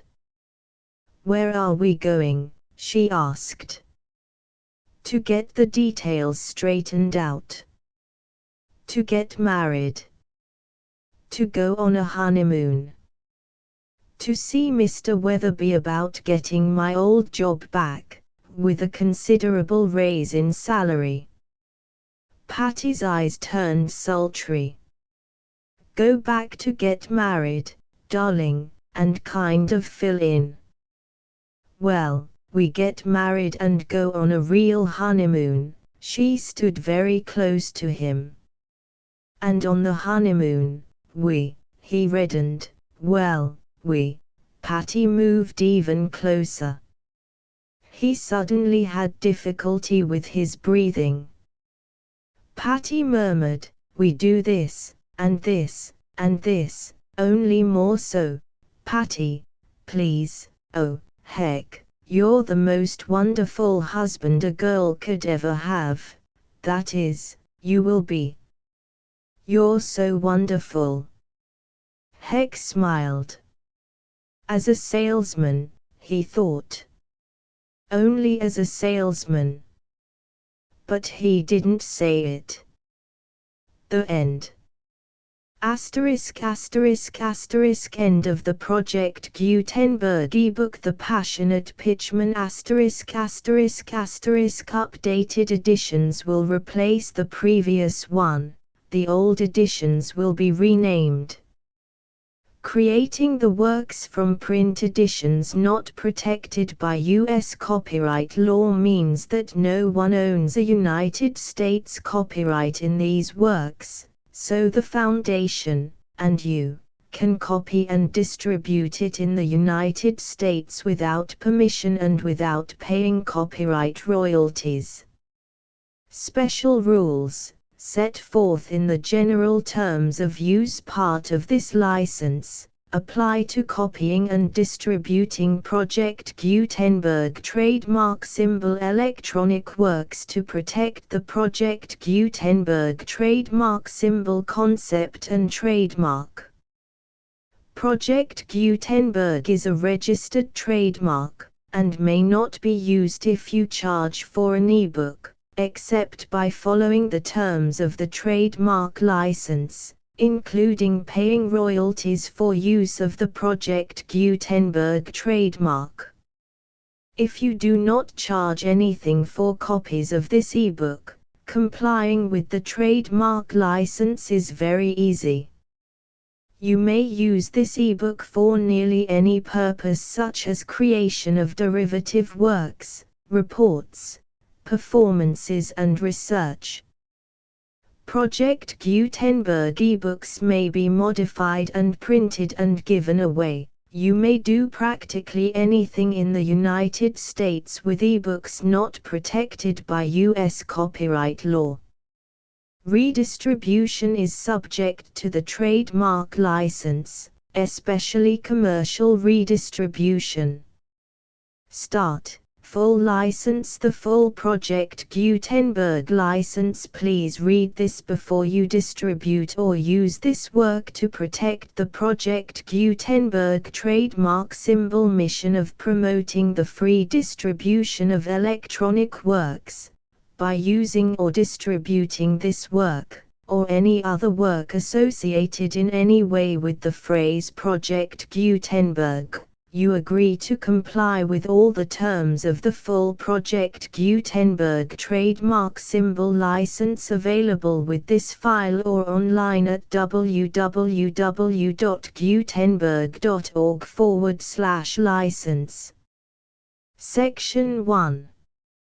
General Terms of Use and Redistributing Project Gutenberg Trademark Symbol Electronic Works 1.0. By reading or using any part of this Project Gutenberg trademark symbol electronic work, you indicate that you have read, understand, agree to and accept all the terms of this license and intellectual property, trademark/copyright, agreement. If you do not agree to abide by all the terms of this agreement, you must cease using and return or destroy all copies of Project Gutenberg trademark symbol electronic works in your possession. If you paid a fee for obtaining a copy of or access to a Project Gutenberg trademark symbol electronic work and you do not agree to be bound by the terms of this agreement, you may obtain a refund from the person or entity to whom you paid the fee as set forth in paragraph 1.e.8. 1.b Project Gutenberg is a registered trademark. It may only be used on or associated in any way with an electronic work by people who agree to be bound by the terms of this agreement. There are a few things that you can do with most Project Gutenberg trademark symbol electronic works even without complying with the full terms of this agreement. See paragraph 1.c below. There are a lot of things you can do with Project Gutenberg trademark symbol electronic works if you follow the terms of this agreement and help preserve free future access to Project Gutenberg trademark symbol electronic works. See paragraph 1.e below. 1.c. The Project Gutenberg Literary Archive Foundation, the Foundation or PGLAF, owns a compilation copyright in the collection of Project Gutenberg trademark symbol electronic works. Nearly all the individual works in the collection are in the public domain in the United States. If an individual work is unprotected by copyright law in the United States and you are located in the United States, we do not claim a right to prevent you from copying, distributing, performing, displaying or creating derivative works based on the work as long as all references to Project Gutenberg are removed. Of course, we hope that you will support the Project Gutenberg trademark symbol mission of promoting free access to electronic works by freely sharing Project Gutenberg trademark symbol works in compliance with the terms of this agreement for keeping the Project Gutenberg trademark symbol name associated with the work. You can easily comply with the terms of this agreement by keeping this work in the same format with its attached full Project Gutenberg trademark symbol license when you share it without charge with others. 1.d. The copyright laws of the place where you are located also govern what you can do with this work. Copyright laws in most countries are in a constant state of change. If you are outside the United States, check the laws of your country in addition to the terms of this agreement before downloading, copying, displaying, performing, distributing or creating derivative works based on this work or any other Project Gutenberg trademark symbol work.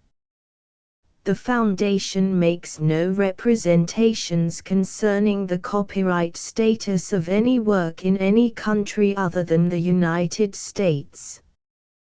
1.e. Unless you have removed all references to Project Gutenberg, 1.e.1.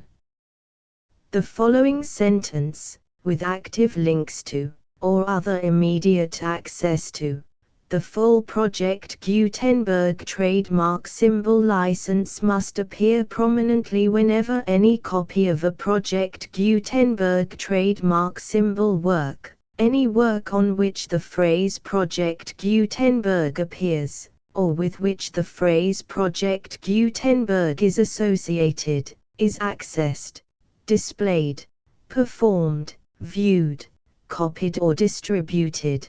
This ebook is for the use of anyone anywhere in the United States and most other parts of the world at no cost and with almost no restrictions whatsoever. You may copy it, give it away or reuse it under the terms of the Project Gutenberg license included with this ebook or online at www.gutenberg.org. If you are not located in the United States, you will have to check the laws of the country where you are located before using this ebook. 1.e.2.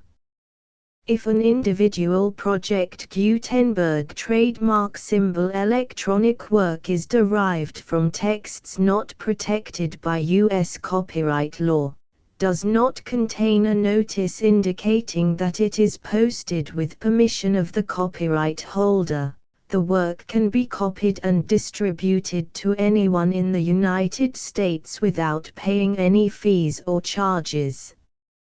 If you are redistributing or providing access to a work with the phrase Project Gutenberg associated with or appearing on the work, you must comply either with the requirements of paragraphs 1.e.1 through 1.e.7 or obtain permission for the use of the work and the Project Gutenberg trademark symbol trademark as set forth in paragraphs 1.e.8 or 1.e.9. 1.e.3. If an individual Project Gutenberg trademark symbol electronic work is posted with the permission of the copyright holder, your use and distribution must comply with both paragraphs 1.e.1 through 1.e.7 and any additional terms imposed by the copyright holder. Additional terms will be linked to the Project Gutenberg trademark symbol license for all works posted with the permission of the copyright holder found at the beginning of this work. 1.e.4 Do not unlink or detach or remove the full Project Gutenberg trademark symbol license terms from this work, or any files containing a part of this work or any other work associated with Project Gutenberg trademark symbol. 1.e.5 Do not copy, display, perform, distribute or redistribute this electronic work, or any part of this electronic work, without prominently displaying the sentence set forth in paragraph 1.e.1 with active links or immediate access to the full terms of the Project Gutenberg trademark symbol license.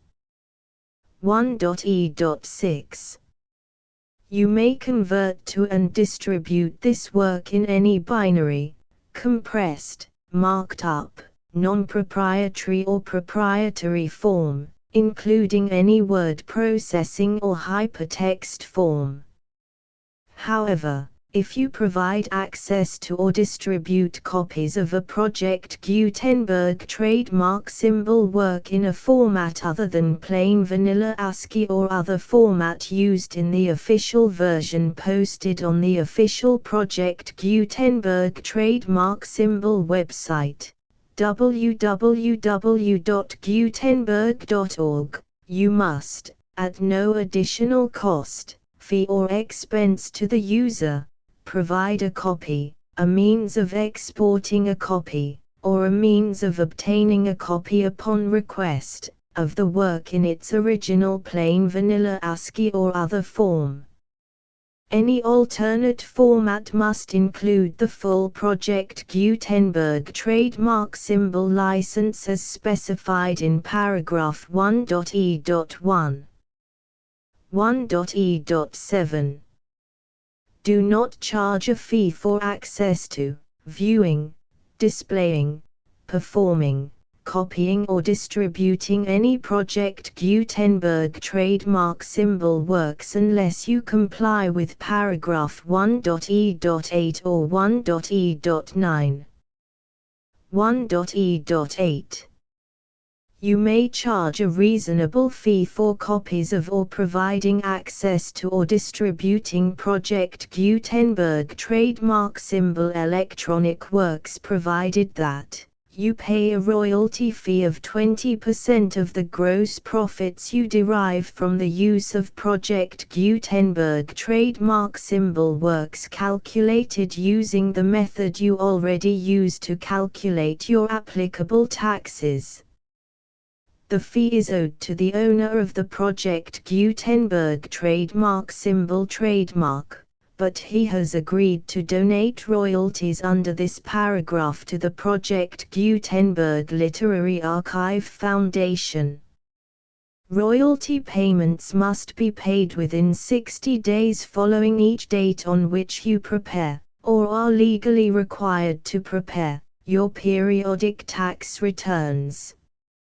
Royalty payments should be clearly marked as such and sent to the Project Gutenberg Literary Archive Foundation at the address specified in Section 4, Information about donations to the Project Gutenberg Literary Archive Foundation. You provide a full refund of any money paid by a user who notifies you in writing, or by email, within 30 days of receipt that he does not agree to the terms of the full Project Gutenberg trademark symbol license. You must require such a user to return or destroy all copies of the works possessed in a physical medium and discontinue all use of and all access to other copies of Project Gutenberg trademark symbol works. You provide, in accordance with paragraph 1.f.3, a full refund of any money paid for a work or a replacement copy, If a defect in the electronic work is discovered and reported to you within 90 days of receipt of the work, you comply with all other terms of this agreement for free distribution of Project Gutenberg trademark symbol works. 1.e.9. If you wish to charge a fee or distribute a Project Gutenberg trademark symbol electronic work or group of works on different terms than are set forth in this agreement, you must obtain permission in writing from the Project Gutenberg Literary Archive Foundation, the manager of the Project Gutenberg trademark symbol trademark. Contact the Foundation as set forth in Section 3 below. 1.f1.f.1 Project Gutenberg volunteers and employees expend considerable effort to identify, do copyright research on, transcribe and proofread works not protected by U.S. copyright law in creating the Project Gutenberg trademark symbol collection. Despite these efforts, Project Gutenberg trademark symbol electronic works, and the medium on which they may be stored, may contain defects such as, but not limited to, incomplete, inaccurate or corrupt data, transcription errors, a copyright or other intellectual property infringement, a defective or damaged disk or other medium, a computer virus, or computer codes that damage or cannot be read by your equipment. 1.f.2 Limited warranty, disclaimer of damages, except for the right of replacement or refund described in paragraph 1.f.3, the Project Gutenberg Literary Archive Foundation, the owner of the Project Gutenberg trademark symbol trademark, and any other party distributing a Project Gutenberg trademark symbol electronic work under this agreement, disclaim all liability to you for damages, costs and expenses, including legal fees. You agree that you have no remedies for negligence, strict liability, breach of warranty or breach of contract except those provided in paragraph 1.f.3. You agree that the Foundation, the trademark owner, and any distributor under this agreement will not be liable to you for actual, direct, indirect, consequential, punitive or incidental damages even if you give notice of the possibility of such damage. 1.f.3 Limited right of replacement or refund. If you discover a defect in this electronic work within 90 days of receiving it, you can receive a refund of the money, if any, you paid for it by sending a written explanation to the person you received the work from. If you received the work on a physical medium, you must return the medium with your written explanation. The person or entity that provided you with the defective work may elect to provide a replacement copy in lieu of a refund.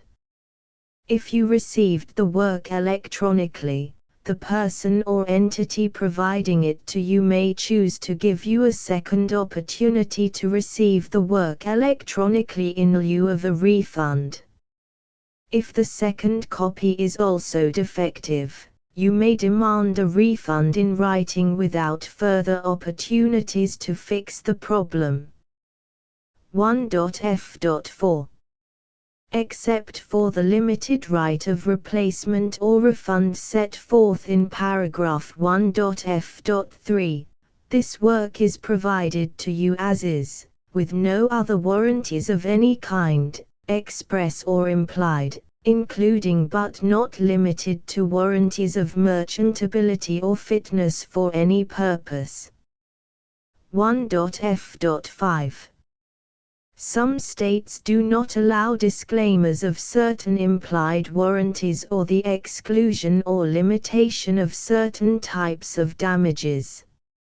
If any disclaimer or limitation set forth in this agreement violates the law of the state applicable to this agreement, the agreement shall be interpreted to make the maximum disclaimer or limitation permitted by the applicable state law.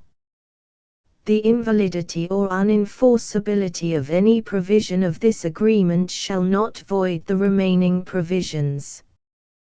1.f.6 Indemnity. You agree to indemnify and hold the foundation, the trademark owner, any agent or employee of the foundation, anyone providing copies of Project Gutenberg trademark symbol electronic works in accordance with this agreement, and any volunteers associated with the production, promotion and distribution of Project Gutenberg trademark symbol electronic works, harmless from all liability, costs and expenses, including legal fees, that arise directly or indirectly from any of the following which you do or cause to occur.